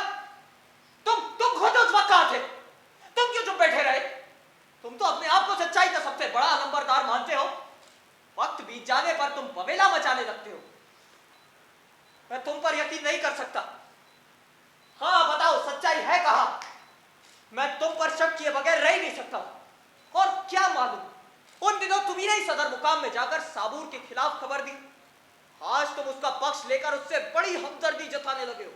हम सबको दिखाना चाहते हो कि उसके लिए तुम्हारा दिल रो रहा है कि तुम इंसान नहीं देवता हो। बहुत भोले बन रहे हो। बातें करना तो कोई तुमसे सीखे। उस बात को हुए आज अरसा बीत चुका है, लेकिन आज तुम उसे जरूर उखाड़ना चाहते हो। क्यों? शायद तुम्हारा ज़मीर तुम्हें अंदर से कचोटने लगा है। सच सच बताओ, क्या ऐसा नहीं है? जब तक ये बात साफ नहीं हो जाती मैं बोलता रहूंगा। मुझे तुम सब पर शक है। तुम पर मोहम्मद, तुम पर डॉसवेर्गिन, तुम सब पर। मुझे अपने आप पर शक नहीं है, क्योंकि मैं अपने आप को जानता हूं। हम पर शक करने का तुम्हें पूरा अधिकार है, और हमें भी अधिकार है कि हम तुम पर और अपने आप पर शक करें। लेकिन ये भयानक बात नहीं, इससे भी भयानक बात यह है कि जब साबूर की किस्मत का फैसला हो रहा था तो हम सब चुप खड़े रहे और उसे इतनी आसानी से कबूल कर लिया। ये शर्मसार होने की बात है। इस बात के लिए मैं अपने आप को कभी क्षमा नहीं कर सकता। मैं तुम्हारी तरह हर किसी पर शक करना नहीं चाहता। मैं सिर्फ इतना जानना चाहता हूं कि वो आदमी कौन था और उसने ऐसा क्यों किया। मैं नहीं जानता मैं उसके साथ क्या करूंगा, लेकिन इससे मेरे दिल को तसल्ली मिलेगी। बुरी तकरीर नहीं करते हो तो अब हम एक अंधी गली में पहुंच गए। यहां से निकलने का कोई रास्ता नहीं है। हम सब उल्लू के पट्टे हैं। हम सभी पर शक किया जा रहा है। अब तो जीना मुहाल हो जाएगा। अब सुनो मेरी बात, इस वक्त हम साबूर की कोई मदद नहीं कर सकते तो पुराने जख्मों को कुरेदने से क्या हासिल होगा? मुझे भी साबूर पर बड़ा तरस आता है। उसकी कविता मेरी समझ में नहीं आती। मुझे दुनिया की कोई कविता समझ में नहीं आती, पर इससे फर्क नहीं पड़ता। वो भी तरह तरह की कविताएं लिखा करता था और उसमें हमारा कभी एक का तो कभी दूसरे का मजाक उड़ाया करता था। यहाँ तक कि सब एक तुम्हें भी वो नहीं छोड़ता था। तुम्हें उसने तारीफ का भूखा अपने मुंह मियां मिट्टू बनने वाला कहा था। ऐसा ही कुछ मेरे बारे में भी कहा था, लेकिन मैं इसका पूरा नहीं मानता। शायद वो ठीक ही कहता था। और याद है, एक बार उसने तुम्हारे बारे में लिखा था कि तुम ब्यूरोक्रेट के बेटे हो और तुम्हारी पत्नी भी ब्यूरोक्रेट है। तुम्हें भी इससे नाराज नहीं होना चाहिए, क्योंकि वास्तव में तुम्हारे माता पिता गांव के रहने वाले सीधे साधे लोग हैं। और आज ये सब मैं इसलिए कह रहा हूं। ठहरो, अब कहने ही लगे हो तो सबके बारे में बताओ कि साबूर ने क्या क्या लिखा था। जहां तक कि ये मामबेद पर भी उसने कोई खास रहम नहीं किया था। तुम्हें याद है, सच्चाई तुम्हारे मुंह से नहीं तुम्हारे कानों से निकलती है, वो भी सीधी नहीं बल खाती हुई। ऐसा ही कुछ था। बिल्कुल, साबूर हमारा दोस्त था। उसे हम पर उतना ही भरोसा था जितना अपने आप पर। शायद इसीलिए वो हमारा मजाक उड़ाता रहता था, दोस्ती का हक समझकर। ये क्या पता, उन दिनों केवल हमारा मन बहलाने के लिए वो ऐसा करता रहा। मैं नहीं जानता, पर जो होना था हो चुका और अब बात बहुत पुरानी पड़ चुकी है। अब अपने को कोसने से क्या लाभ। छोड़ो इस किस्से को। नहीं दोस्त रागिल, हमारे यहाँ रहते तुम्हें इस बात की चर्चा ही नहीं करनी चाहिए थी। ये तुम्हारा मामला है और तुम्हें ही इसकी खोजबीन करनी चाहिए। पर जब बात चली है तो अनवर ठीक कहती। अगर तुम लोगों के साथ कभी कोई वारदात हुई हो तो इसका ये मतलब तो नहीं कि तुम्हारी बीवियों को उससे कोई लेना देना नहीं। और अपने जिस साथी की तुम बात कर रहे हो वो मरा नहीं, उसे मारा भी नहीं गया, लेकिन तुम लोग तो ऐसे बात कर रहे हो जैसे वो मर गया, क्या मार डाल दिया गया। नहीं नहीं, ये बड़ी भयानक बात है। इसका भेद तो अब जानना ही होगा। और उसकी जिंदा रहने की भी तो कोई खबर नहीं। जो कुछ मैंने सुना है उसके मुताबिक तो जंग के दिनों में साबूर ने कोई कविता लिखी थी जंग के विरोध में, जिसके लिए उसके ऊपर मुकदमा चलाया गया था। उसकी जवाब तलबी की गई थी। बाद में वो बेगुनाह ठहराया गया था और उसे पूरे नागरिक अधिकारों के साथ बहाल किया गया था। उस वक्त क्या हुआ ये हम लोग नहीं जानते, ये सिर्फ तुम जानते हो। मैं तो केवल इतना कहूंगी कि तुम सब मेरे लिए बराबर हो। दोस्त बेरगिल, मामबेज, ईसा बेग और साबूर। जंग के दिनों में साबूर की कविताएं नौजवान लोगों को बेहद प्यारी लगा करती थी। वो हमेशा उनकी जबान पर रहती थी। एक बार शायद स्कूल की 40वीं सालगिरह के समय मैंने उसे पत्र लिखा था कि हमें स्कूल की पत्रिका के लिए कुछ सामग्री भेजो। कुछ दिनों बाद एक छोटे से कागज के टुकड़े पर उसका जवाब आया। उसने लिखा था, प्रिय आयशा आपा, आप यही समझ लें कि साबूर मोर्चे पर मारा गया। मैं अब जिंदा नहीं रह गया। आखिर ये सब कैसे हुआ? मैं इसके बारे में बहुत सोचता रहा। पश्चिमी यूक्रेन में हमने दुश्मनों पर हमला करना शुरू कर दिया था। जर्मनों ने हमारे हमले को रोकने की भरसक कोशिश की, लेकिन उन्हें मुंह की खानी पड़ी और हम बराबर आगे बढ़ते रहे। सभी लोग समझ गए कि शीघ्र ही सीमा पर से दुश्मनों को खदेड़ दिया जाएगा और हमारा देश फिर से आजाद हो जाएगा। जब में मनुष्यों के विचारों और भावनाओं में एक विशेष प्रकार की तीव्रता सी आ जाती है। उन दिनों साबूर बड़ी जोशीली कविताएं लिख रहा था, यहाँ तक कि उसके साथ हमें भी ख्याति मिलने लगी। तो साबूर का क्या हुआ? दुश्मनों से लोहा लेते हुए हमने अपने देश से आक्रमणकारियों को खदेड़ दिया और तब मुझे लगा कि साबूर के मिजाज में कुछ फर्क आने लगा। एक दिन उसने हमें ऐसी कविताएं सुनाई जो उसके व्यक्तित्व के अनुरूप नहीं थी। उस कविता की शुरुआत कुछ इस तरह थी। मुझे वो ठीक तरह से याद तो नहीं है, पर उसका आशय कुछ ऐसा ही था। मैं जंग से ऊब चुका हूं। मैं लड़ाई झगड़े को देख देख कर परेशान हो चुका हूं। अब मातृभूमि को आजाद करा दिया गया है। काश मेरे पंख होते, मैं उड़कर अपने वतन आला ताऊ पहुंच जाता। आला ताऊ पहुंच जाता। कुछ ऐसा ही था। बहुत उदासी भरा गीत था। हाँ, मैं समझ नहीं पाया था साबूर ने ऐसा क्यों लिखा था। हमने अपने देश को आजाद करा लिया था। एक बार साबूर ने मुझसे कहा था क्या तुम कल्पना कर सकते हो इसके लिए हमें कितनी कीमत चुकानी पड़ेगी, कितनी जानें जाएंगी, कितनी यातनाएं सहनी पड़ेंगी। लेकिन ये तो अनिवार्य है ना, कोई चारा नहीं। मैंने उससे कहा, इतिहास ने हमारे सामने एक ही रास्ता रखा है, लड़ते रहने का जब तक विजय प्राप्त ना हो जाए। हाँ ईसाबेल, तुम ठीक कहते हो। उस वक्त साबूर एक कविता लिख रहा था जिसके कारण वो सो नहीं पा रहा। क्या तुम्हें उसकी कविता का शीर्षक याद है? जिस समय खतरे की घंटी बंद होगी, जिस समय खतरे की घंटी बंद होगी, हताहत लोगों के साए उठेंगे और वो अदृश्य भीड़ चुपचाप मेरी ओर बढ़ती हुई आएगी। मैं उनसे क्या कहूँ? इस भयानक जंग में मरने वालों को राहत दे पाने के लिए मैं क्या कह पाऊँ? मौत ने सभी को एक समान बना दिया। सभी हताहत, प्रत्येक हताहत मानव जाति का पुत्र। कोई मार्शल नहीं, कोई सैनिक नहीं। मैं उनसे क्या कहूँ? मैं उनसे क्या कहूँ?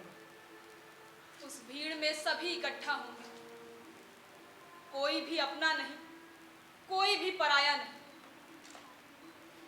हमारे ऊपर वो कौन है जिसने आने वाली पीढ़ियों का भाग्य निर्णित किया है? मानवता के अथाह सागर में यातना की सीमाएं कहाँ हैं? ये जो मिलकर मेरे सामने खड़े हैं, या शायद अगले जहान में, इन्हें कोई फर्क नहीं पड़ेगा। इन्हें कोई फर्क नहीं पड़ेगा। ये जो मिलकर मेरे सामने खड़े हैं, या शायद अगले जहान में, इन्हें कोई फर्क नहीं पड़ेगा। इन्हें कोई फर्क नहीं पड़ेगा। आदि आदि ऐसे ही विचार उसके मन में उठने लगे। जंग की विभीषिका ने उस गंभीर सच्चे कलाकार को गहराई से उद्वेलित कर दिया। उसके मन में तरह तरह के विकट प्रश्न उठने लगे जिनके वो उत्तर पाना चाहता। संक्षेप में हमें बताओ कि इसका अंत क्या हुआ? कुछ एक शब्दों में बता पाना नामुमकिन है। ये कोई लतीफा नहीं। जिन्हें कुछ कहना होता है वो फालतू की बात नहीं करते, दो शब्दों में अपनी बात कहते हैं। दो शब्दों में कहने से कुछ हासिल नहीं होता और जेब भी नहीं भरती। या तो तुम खुद बोलो या मुझे ही बोलने दो। उस वक्त तो तुम साबूर की कविता पर झूम झूम उठते थे, तुम्हारी आंखों में आंसू आ जाते थे और तुम्हारा गला रुंध जाता था। अब शुरू किया है तो खुद ही सुनाते जाओ। एक कवि होने के नाते मैं साबूर को पसंद करता था, ये बिल्कुल अलग चीज है। अलग क्यों? हम सब उस वक्त जंग पर लड़ रहे थे, लेकिन तुम में इतनी हिम्मत नहीं थी कि तुम सच सच उसके मुंह पर कह सको। मैं पूछ सकता हूँ कि तुमने कौन सी हिम्मत दिखाई? क्या तुमने जाकर उसे साफ साफ कह दिया था? हाँ, मैंने उससे कहा था कि मैं कविता के मूल विचारों से सहमत नहीं हूं। इस वक्त हम दूसरे देशों को आजाद करा रहे हैं, उनकी आजादी के लिए लड़ रहे हैं, लेकिन तुम अपनी कविता में सैनिकों की मौत पर आंसू बहा रहे हो। भले सी तुम्हारी कविता में बहुत दम है, वो बहुत अच्छी है, लेकिन ये वक्त की मांग को पूरा नहीं करती। ये असंगत। ये कैसे हो सकता है कि हम सैनिकों की मौत पर तो आंसू बहाएं और उस संघर्ष से मुंह मोड़ लें जिसकी उन्होंने आगवानी की थी, जिसकी खातिर उन्होंने अपनी जानें कुर्बान की थी। जंग में मरने वालों पे सदा आंसू बहाए जाते हैं। हाँ, पर बाद में विजय प्राप्त करने पर उस वक्त जंग जारी थी। दो जीवन पद्धतियों के बीच जंग चल रही थी और जाने जा रही थी। बेशक विचार की दृष्टि से यदि साबूर की कविताएं गलत नहीं थी तो आपत्तिजनक जरूर कही जा सकती। ये तुम आप कह रहे हो? उस वक्त तो साबूर की कविता पर तुम झूम झूम उठते थे। साबूर तुम्हें बहुत मानता था, लेकिन तुमने उसके साथ धोखा किया था। मैं अभी भी अपने शब्द वापस नहीं लूंगा। जहां तक शिल्प और अभिव्यक्ति का सवाल है, उसकी कविताएं बुलंदियों को छूती। उन्हें सुनकर मैं आत्मविभोर हो उठता था। लेकिन एक बात सुन लो, हमारे संबंध अंत तक बने रहे। हमारे बीच कोई लड़ाई झगड़ा नहीं हुआ। और हाँ, ये भी समझ लो कि मैं भागा हुआ सदर मुकाम में नहीं गया था। बहुत अच्छा, मुझे पहले ही पता था कि तुम्हारी सूझ यही कुछ कहेगी। अरे भाई, में जाए तुम्हारी सूझ, मेरा दिल साफ है, मैं जानता हूं। इससे तुम्हारी नींद हराम होती है तो होती रहे। धीरे बोलो, चट्टानों पर बैठे पक्षी डर जाएंगे। ये दिन भी आखिर कैसा चढ़ा? तुम लोगों को हो क्या गया है? तुम लोग अब कर क्या सकते हो? तुम लोग आखिर ये कर क्या रहे हो? क्या समझते हो? कहां बैठे हो? मामबेद, क्या ये सच है? तुमने साबूत पर हाथ उठाया था। हाँ, ऐसा हुआ था, और ये भी उसकी कविताओं के कारण हुआ था। हमारे हथियार हमारे नजदीक रखे हुए थे। मैंने उससे कहा, एक कवि के नाते तुम रास्ता भटक रहे हो। जवाब में उसने कहा, कला में ऐसे कोई नपे तुले रास्ते नहीं होते। तुम्हारी कसौटी मेरी कसौटी नहीं है। इस वक्त तो तुम्हारी कविताओं में तुम्हारा अहभाव और भीरुता ही झलक रही है। उसका चेहरा पीला पड़ गया और उसने मेरे ऊपर थप्पड़ दे मारा। जवाब में मैंने भी उसे थप्पड़ मारा। हम दोनों लड़ने लगे। वो मुड़ा और वहां से निकल गया।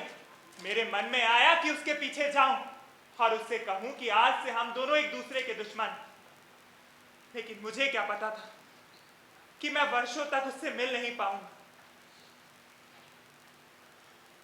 वो मेरा मित्र था, कवि था, जो ठीक जंग के मोर्चे पर मानव जाति के समूचे अस्तित्व की त्रासदी को गहराई के साथ देख रहा था। उसने मानव जीवन के शाश्वत सत्य को वाणी देने की कोशिश की थी। इसी में उसकी शक्ति पाई जाती थी। लेकिन मेरी बदनसीबी, ये बात मेरी बहुत देर में समझ आ पाई, जब जंग खत्म हो चुकी थी। और कौन जाने, अगर उसके साथ उसकी कविताओं और टिप्पणियों को भी ना ले जाया गया होता तो हमारे बीच एक महान कवि अपनी रचनाएं रच रहा होता। इसका मुझे यकीन है। खूब, बहुत खूब। आखिर तुम बोले तो, और जो बातें हमें मालूम नहीं थी उन पर रोशनी डाली।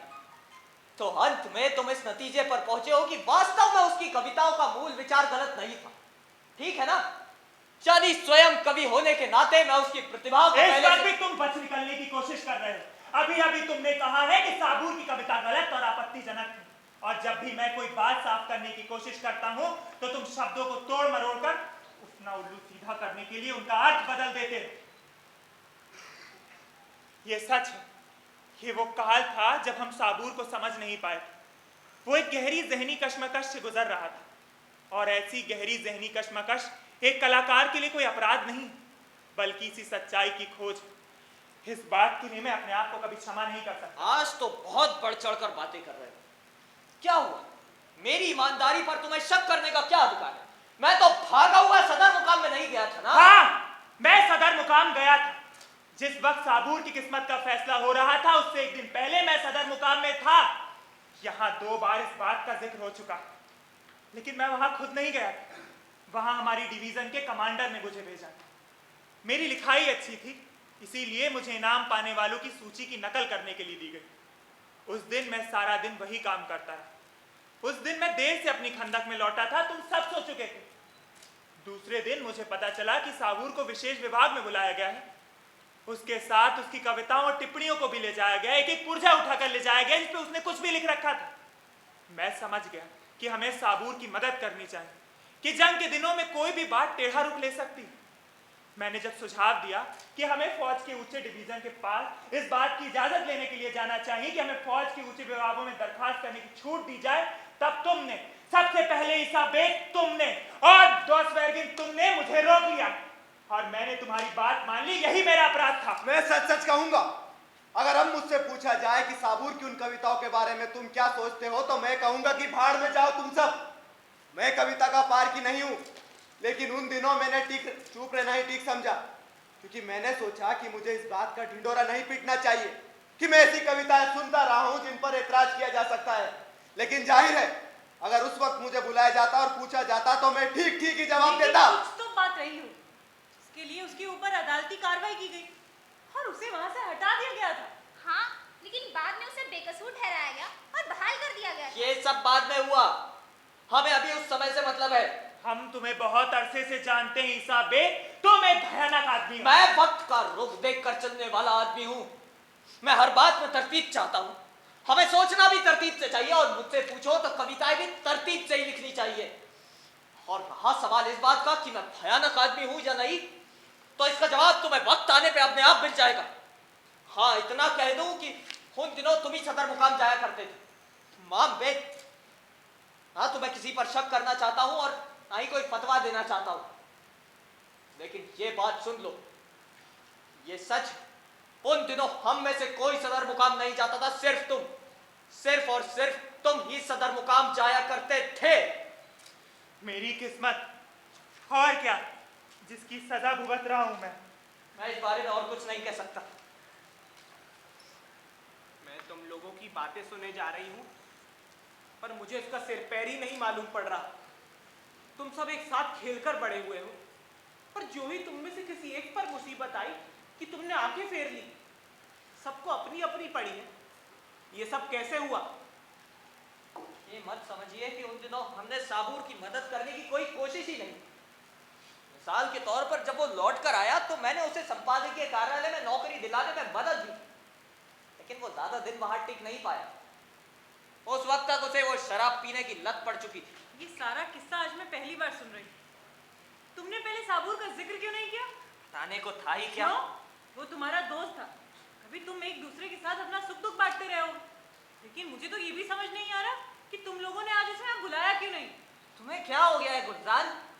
वो आदमी अब खत्म हो चुका है, जहां तक कि उसकी बीवी ने भी उसे तलाक दे दिया है। और मैंने सुना है हाल ही में उसकी बेटी ने शादी कर ली है और अपने बाप को शादी में बुलाया तक नहीं। हम अगर आज उसे यहाँ बुलाते भी ना तो भी वो यहाँ नहीं आता, क्योंकि उसका कहीं कोई पता नहीं है। क्या साबूर की कविताएं कहीं प्रकाशित की गई थी? किसी अखबार में, पत्रिका में या रेडियो पे प्रसारित की गई थी? नहीं, कहीं भी नहीं। उसने अपनी कॉपी में लिखी।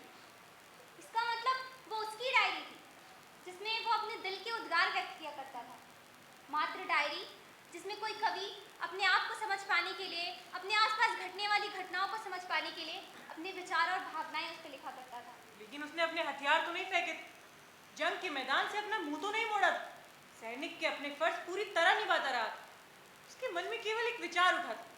कविता उसके लिए सोचने का माध्यम थी, महसूस करने का माध्यम थी। तुम लोग बेकार में हर किसी को बदनाम करते रहते हो। एक सैनिक के नाते साबूर तुमसे या मुझसे किसी भी तरह कम नहीं था।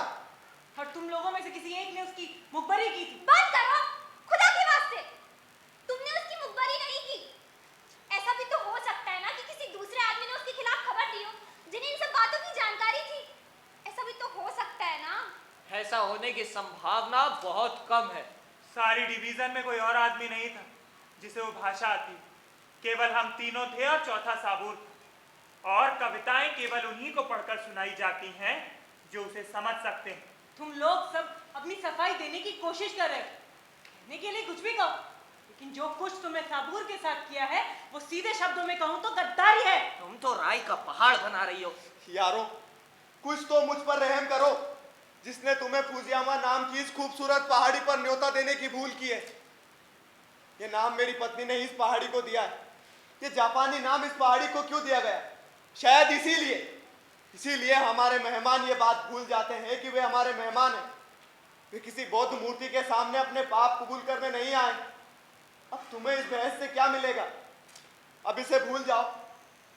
क्यों आयशापा, क्या मैं ठीक नहीं कह रहा हूँ? ठीक है, अब इस बुद्धि को सुलझाने की कोशिश नहीं करो।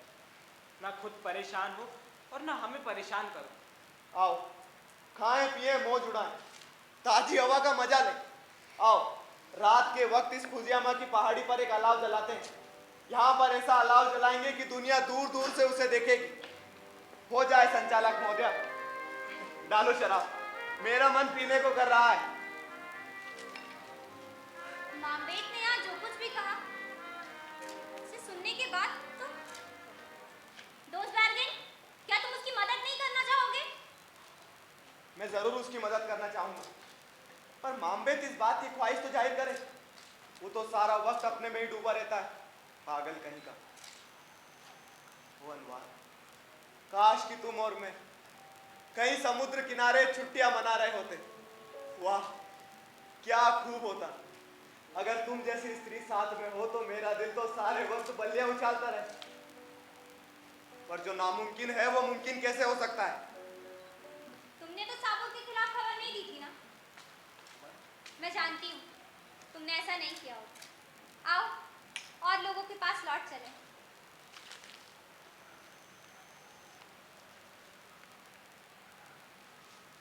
दोस्तों, रोगन जोश तैयार। थोड़ी देर में दस्तरखान पर फुजियामा के बाशिंदों के दिल की मुराद पूरी हो जाएगी। अंधेरा हो गया है, अब मुझे चलना चाहिए। तुम सबका बहुत बहुत शुक्रिया। तुम जानते हो, एक तरह से मैं सोवियत सत्ता के साथ ही बड़ी हुई, जब मैं केवल 5 बरस की थी तो जंग के विरोधियों ने मेरी आंखों के सामने मेरे माँ और मेरे बाप को मार डाला था। मैं एक यतीम खाने में पलकर बड़ी हुई। जब हमें शिक्षा दी जा रही थी तो मुझे ऐसा लग रहा था जैसे सूरज की किरण मिल गई, जैसे सब दरवाजे खुल गए। उस वक्त मैं सोचा करती थी, जब सब लोग पढ़ लिख जाएंगे तो एक शांत सुसंस्कृत वातावरण का निर्माण होगा, साफ शीतल जल के जैसा। लेकिन जिंदगी तो एक तूफानी नदी के समान होती है। इसके संबंध में साबूर ने जो कविता लिखी है उससे बेहतर कोई कुछ नहीं कह पाया होगा। उसकी पंक्तियां, हाँ, एक इंसान सच्चा इंसान कैसे बने। ये बहस तो जब से दुनिया शुरू हुई है तब से ही चली आ रही है। ये तो अनंत नहीं, ये बहस अनादि और अनंत है। एक इंसान सच्चा इंसान कैसे बने, जंग में भी यही बहस। एक इंसान सच्चा इंसान कैसे बने। विजय की दुंदुभ सुनते हुए भी मेरे कानों में यही शब्द पड़ते हैं कि एक इंसान सच्चा इंसान कैसे बने। एक मृत प्राय व्यक्ति की चीत्कार में भी यही सुनाई पड़ता है कि एक इंसान सच्चा इंसान कैसे बने। जब हम विजयी होंगे, यही बहस, एक इंसान सच्चा इंसान कैसे बने। किसने ये बहस हम पर ला दी है? आखिर किसने ये बहस हमें भेंट स्वरूप दी है कि एक इंसान आखिर सच्चा इंसान कैसे बने। एक इंसान सच्चा इंसान कैसे बने। लेरमोंतॉफ ने भी इतनी ही छोटी उम्र में कविताएं कह डाली। लेरमोंतॉफ कहाँ और ये साबुर कहाँ, दोनों को एक साथ मिलाना ही मुझे बड़ा बेतुका लगता है। या खुदा, फिर से साबुर साबुर साबुर। वो मैं घड़ी भर के लिए भी चैन नहीं लेने देता। आज सारा वक्त उसी की चर्चा चलती रही है। कम से कम मेरा नहीं तो आयशा आपा का ही ख्याल करो। उन्हें भी चले जाना है और तुम लोग हो कि उन्हें बोलने का मौका तक नहीं देते। चिंता नहीं करो दोस्त बैरियो, मैं यहाँ फैसला देने नहीं आई कि साबूर ने कौन सा काम गलत किया और कौन सा सही। लेकिन बेशक आज सारा वक्त तुम उसकी बातें करते रहे। इसका मतलब है वो आज भी तुम सबके बीच मौजूद है, तुम उसे भुला नहीं पाए। अच्छा, देर हो रही है, मुझे चलना चाहिए। आइए आयशा आपा, हम आपको नीचे विदा करके आएंगे। चलो अनवर। हाँ, आराम से।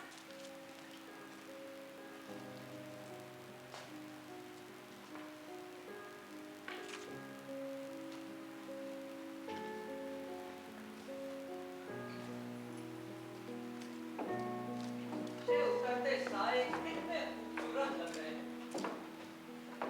इस चटपटे में ये पहाड़ कितने शक्तिशाली जान पड़ते हैं। हाँ, ऐसा लग रहा है जैसे हम परिलोक में बैठे।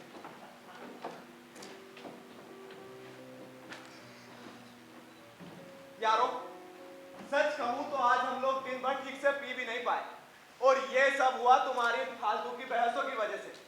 आओ, फौजियों की तरह पिए डटकर, खास तौर पर जब बीवियां यहाँ पर नहीं है। घड़ी भर के लिए हंस के तो ले। आखिर हम लोग यहाँ आए किस लिए हैं? मेरा जी तो चाहता है कि जंगलियों की तरह चिल्लाऊं, गाऊं। आओ, पहाड़ की ढलान से पत्थरों को नीचे फेंकते हैं। बचपन में ये मेरा चहीता खेल हुआ करता था। ढलान से पत्थरों को नीचे फेंका करता था। आखिर मैं हूं भी तो गडरिये का बेटा। क्यों नहीं, आओ चलो देखते हैं किसका पत्थर सबसे दूर जाता है। जल्दी करो।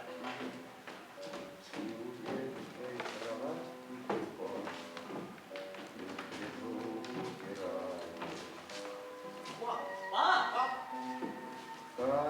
फेंको।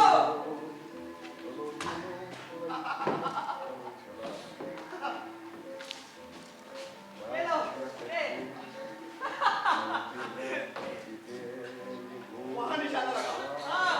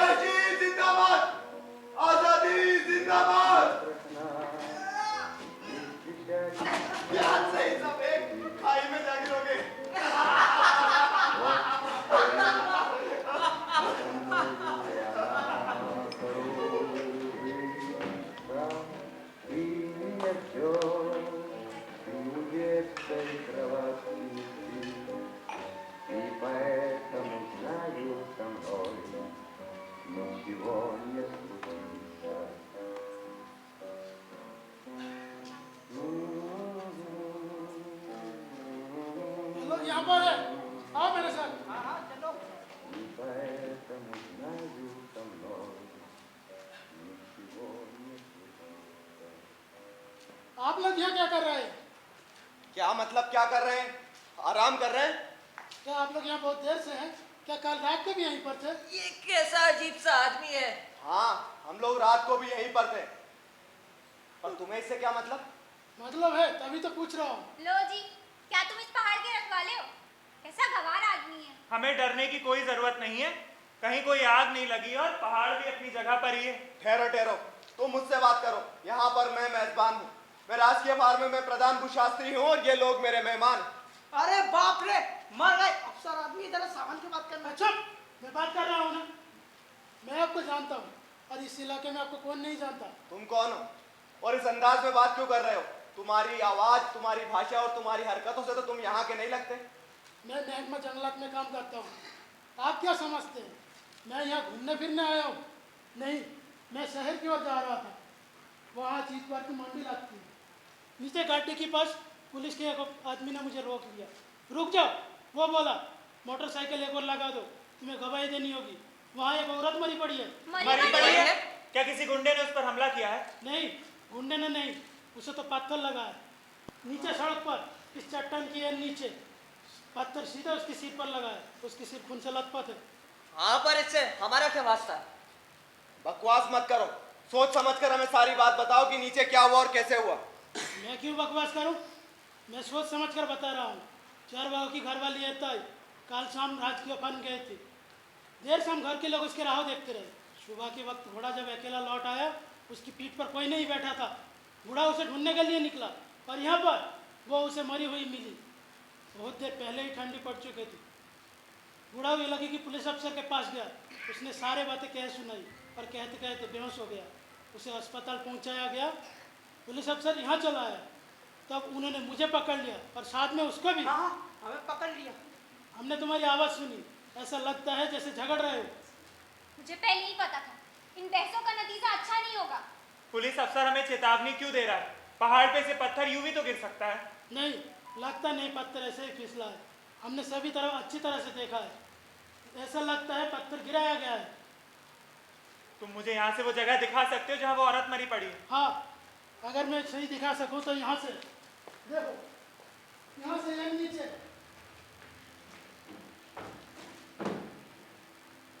हाँ, बात साफ है। क्या बात साहब है? तुम हर वक्त नतीजे निकालते रहते हो। मैं कोई नतीजा नहीं निकाल रहा हूँ, स्थिति को समझने की कोशिश कर रहा हूँ। अरे आप नीचे आ जाइए, गिर जाओगे। इधर आओ। आइए आइए, आप नीचे आइए। बस बस, सुन लिया। हमें जो कहना होगा हम खुद कह लेंगे। जिन अधिकारियों को बताने की जरूरत होगी हम खुद बता देंगे कि हम कौन है और यहाँ क्यों आए। तुम जा सकते हो, मैं खुद इस पहाड़ी का ऑफिसर हूँ। अरे अरे, डरो मत। अरे चुप, वो ऑफिसर है। जैसे आपकी इच्छा, आप मालिक है। वैसे मैंने आप सबकी चेहरा अच्छी तरह से देख लिया है। मेरी याददाश्त बहुत अच्छी है। आओ चलो। अरे पहले अच्छे से इन लोगों के चेहरे तो देख लो। अरे देख लिया मैंने, आओ मेरे साथ।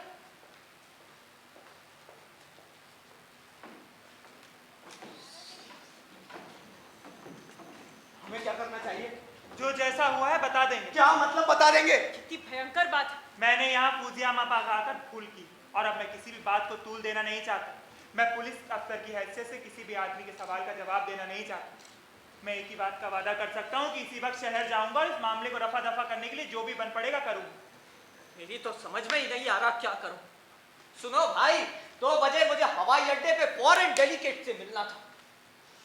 आज मेरी ड्यूटी का दिन है, कोई केस आ सकता है। वैसे भी आजकल कितने बच्चे पैदा हो रहे हैं, जनसंख्या बढ़ती ही जा रही है। मेरी जरूरत पड़ सकती है, मुझे जाना चाहिए। उफ, कितनी भयंकर बात। एक औरत नीचे मरी पड़ी, हमारे कारण उसकी मौत हुई, पर तुम लोग कुछ जानना नहीं चाहते। तुम कोई जिम्मेदारी उठाना नहीं चाहते। अगर तुम में से किसी एक ने उस वक्त जिम्मेदारी उठाई होती तो साबूर के साथ वो घटना नहीं होती। हे भगवान, ये कैसे लोग हैं? छिछले बुजदिल कमीने। बस बस, ये वक्त फालतू का बवेला मचाने का नहीं है। धीरे अगर बोलो। तुम्हें मेरे साथ चलना है तो जल्दी तैयार हो जाओ। धीरे बोलो और हड़बड़ी मत बचाओ। मैं फिर से कह देता हूँ, मैं शहर जा रहा हूँ ताकि मामले को सुलझा सकूं। इस सब एक मोटर नीचे इंतजार कर रही है। गुलजान, आखिरी बार तुमसे कह रहा हूँ, अगर तुम्हें मेरे साथ चलना है तो जल्दी करो। वारी मेरी किस्मत, मेरे नसीब में यही कुछ लिखा था।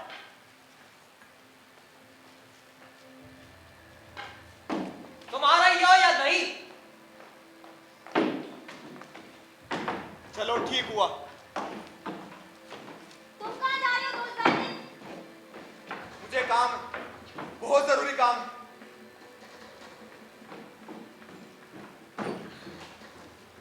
और अब इस फूजियामा पे हम अकेले। मुझे पहले ही पता था तुमने साबुत के साथ गद्दारी नहीं की। हाँ, और अब मैं सोचता हूँ, मुझे लगता है अगर हमारे जीवन में ऐसे दिन ना हो तो जीना कितना मुश्किल होता है।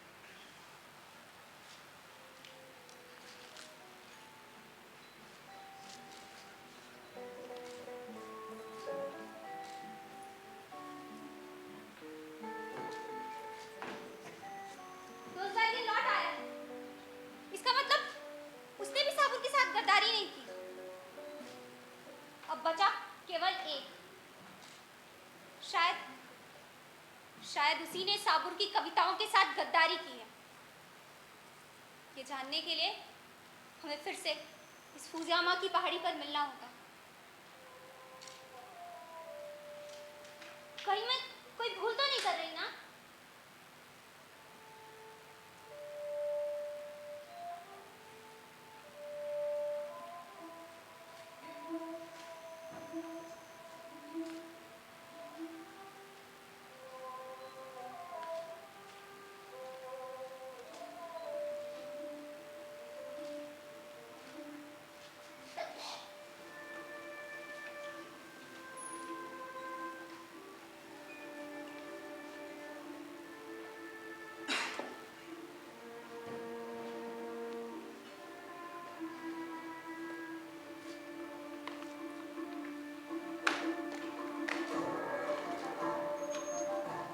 जिस समय खतरे की घंटी बंद होगी, हताहत लोगों के साए उठेंगे। वो अदृश्य भीड़ मेरी ओर बढ़ती हुई आएगी। मैं उनसे क्या कहूंगा?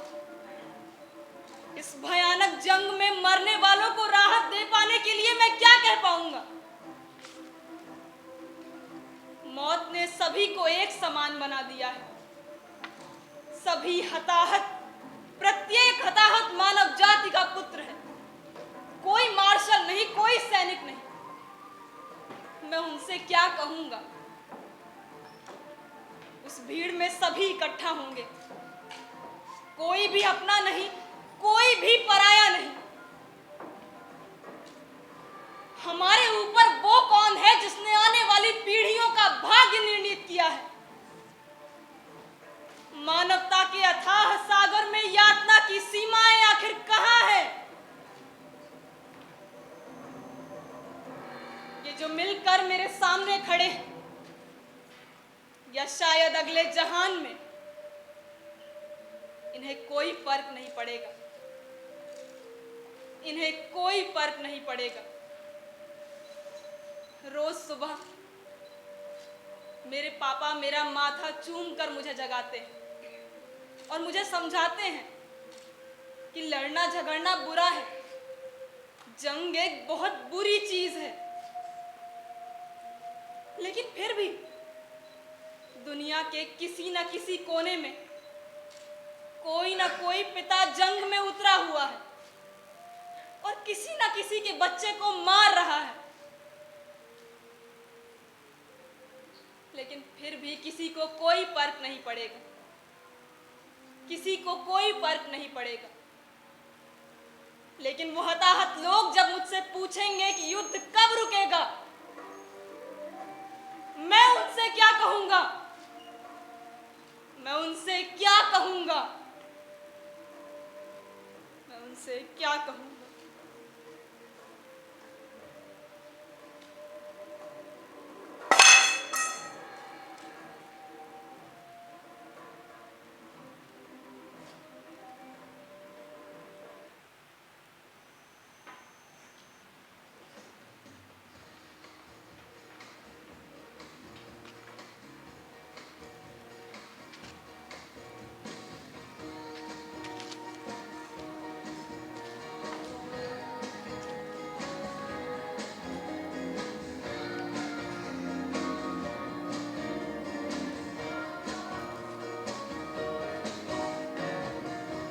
Every day my papa would work to try to make ends meet, to see that we would eat, keep those shoes upon my feet. Every night my papa would take me, tuck me in my bed, kiss me on my head, after all my prayers were said. There were years of sadness and of tears. Through it all, together, we were strong. We were strong. The times were rough, but Papa, he was tough. And Mama, she stood beside him all along. Growing up with them was easy. Time just flew on by. The years began to fly. They aged, but so did I. I could tell Mama wasn't well, and Papa knew, and deep down, so did she. So did she. And when she died, Papa broke down and cried, and all they could say was, God, why her? Take me. Every day he sat there sleeping in his rocking chair. He never went upstairs, 'cause she wasn't there. Then one day my papa said, son, I'm proud of how you've grown. He said, don't make it on your own, and don't worry, I'm okay alone. He said, there are things you must do, places you must see. His eyes were sad as he said goodbye to me. Every time I kiss my children, Papa's words ring true. He said, your children, they live through you, and they grow, they live you too. I remember every word my Papa used to say. I kiss my kids and I pray that they'll think of me that way.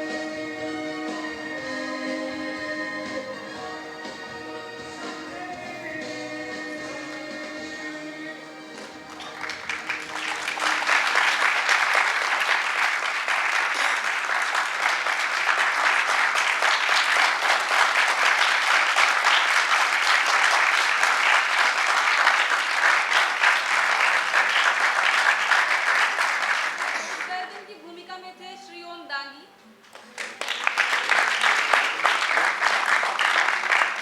मामवेद की भूमिका में थे प्रखर सनाटे, आयशा आपा थी हर्षल सोनी, ईसा bag की भूमिका में थे अनुराग मिश्रा, अनवार की भूमिका में थी कशक सैनी,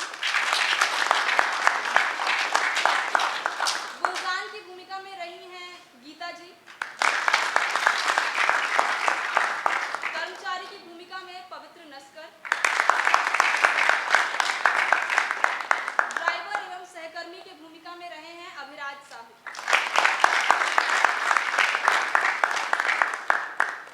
म्यूजिक ऑपरेट कर रही थी अंशिका कसाना। प्रकाश परिकल्पना एवं सहायक निर्देशक अधीशा नायर।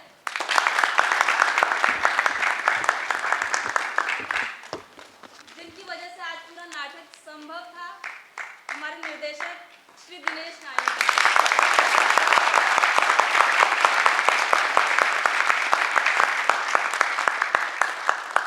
मंशा Mishra.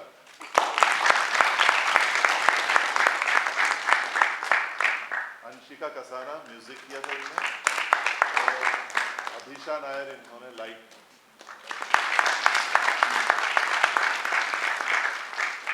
Thank you very much.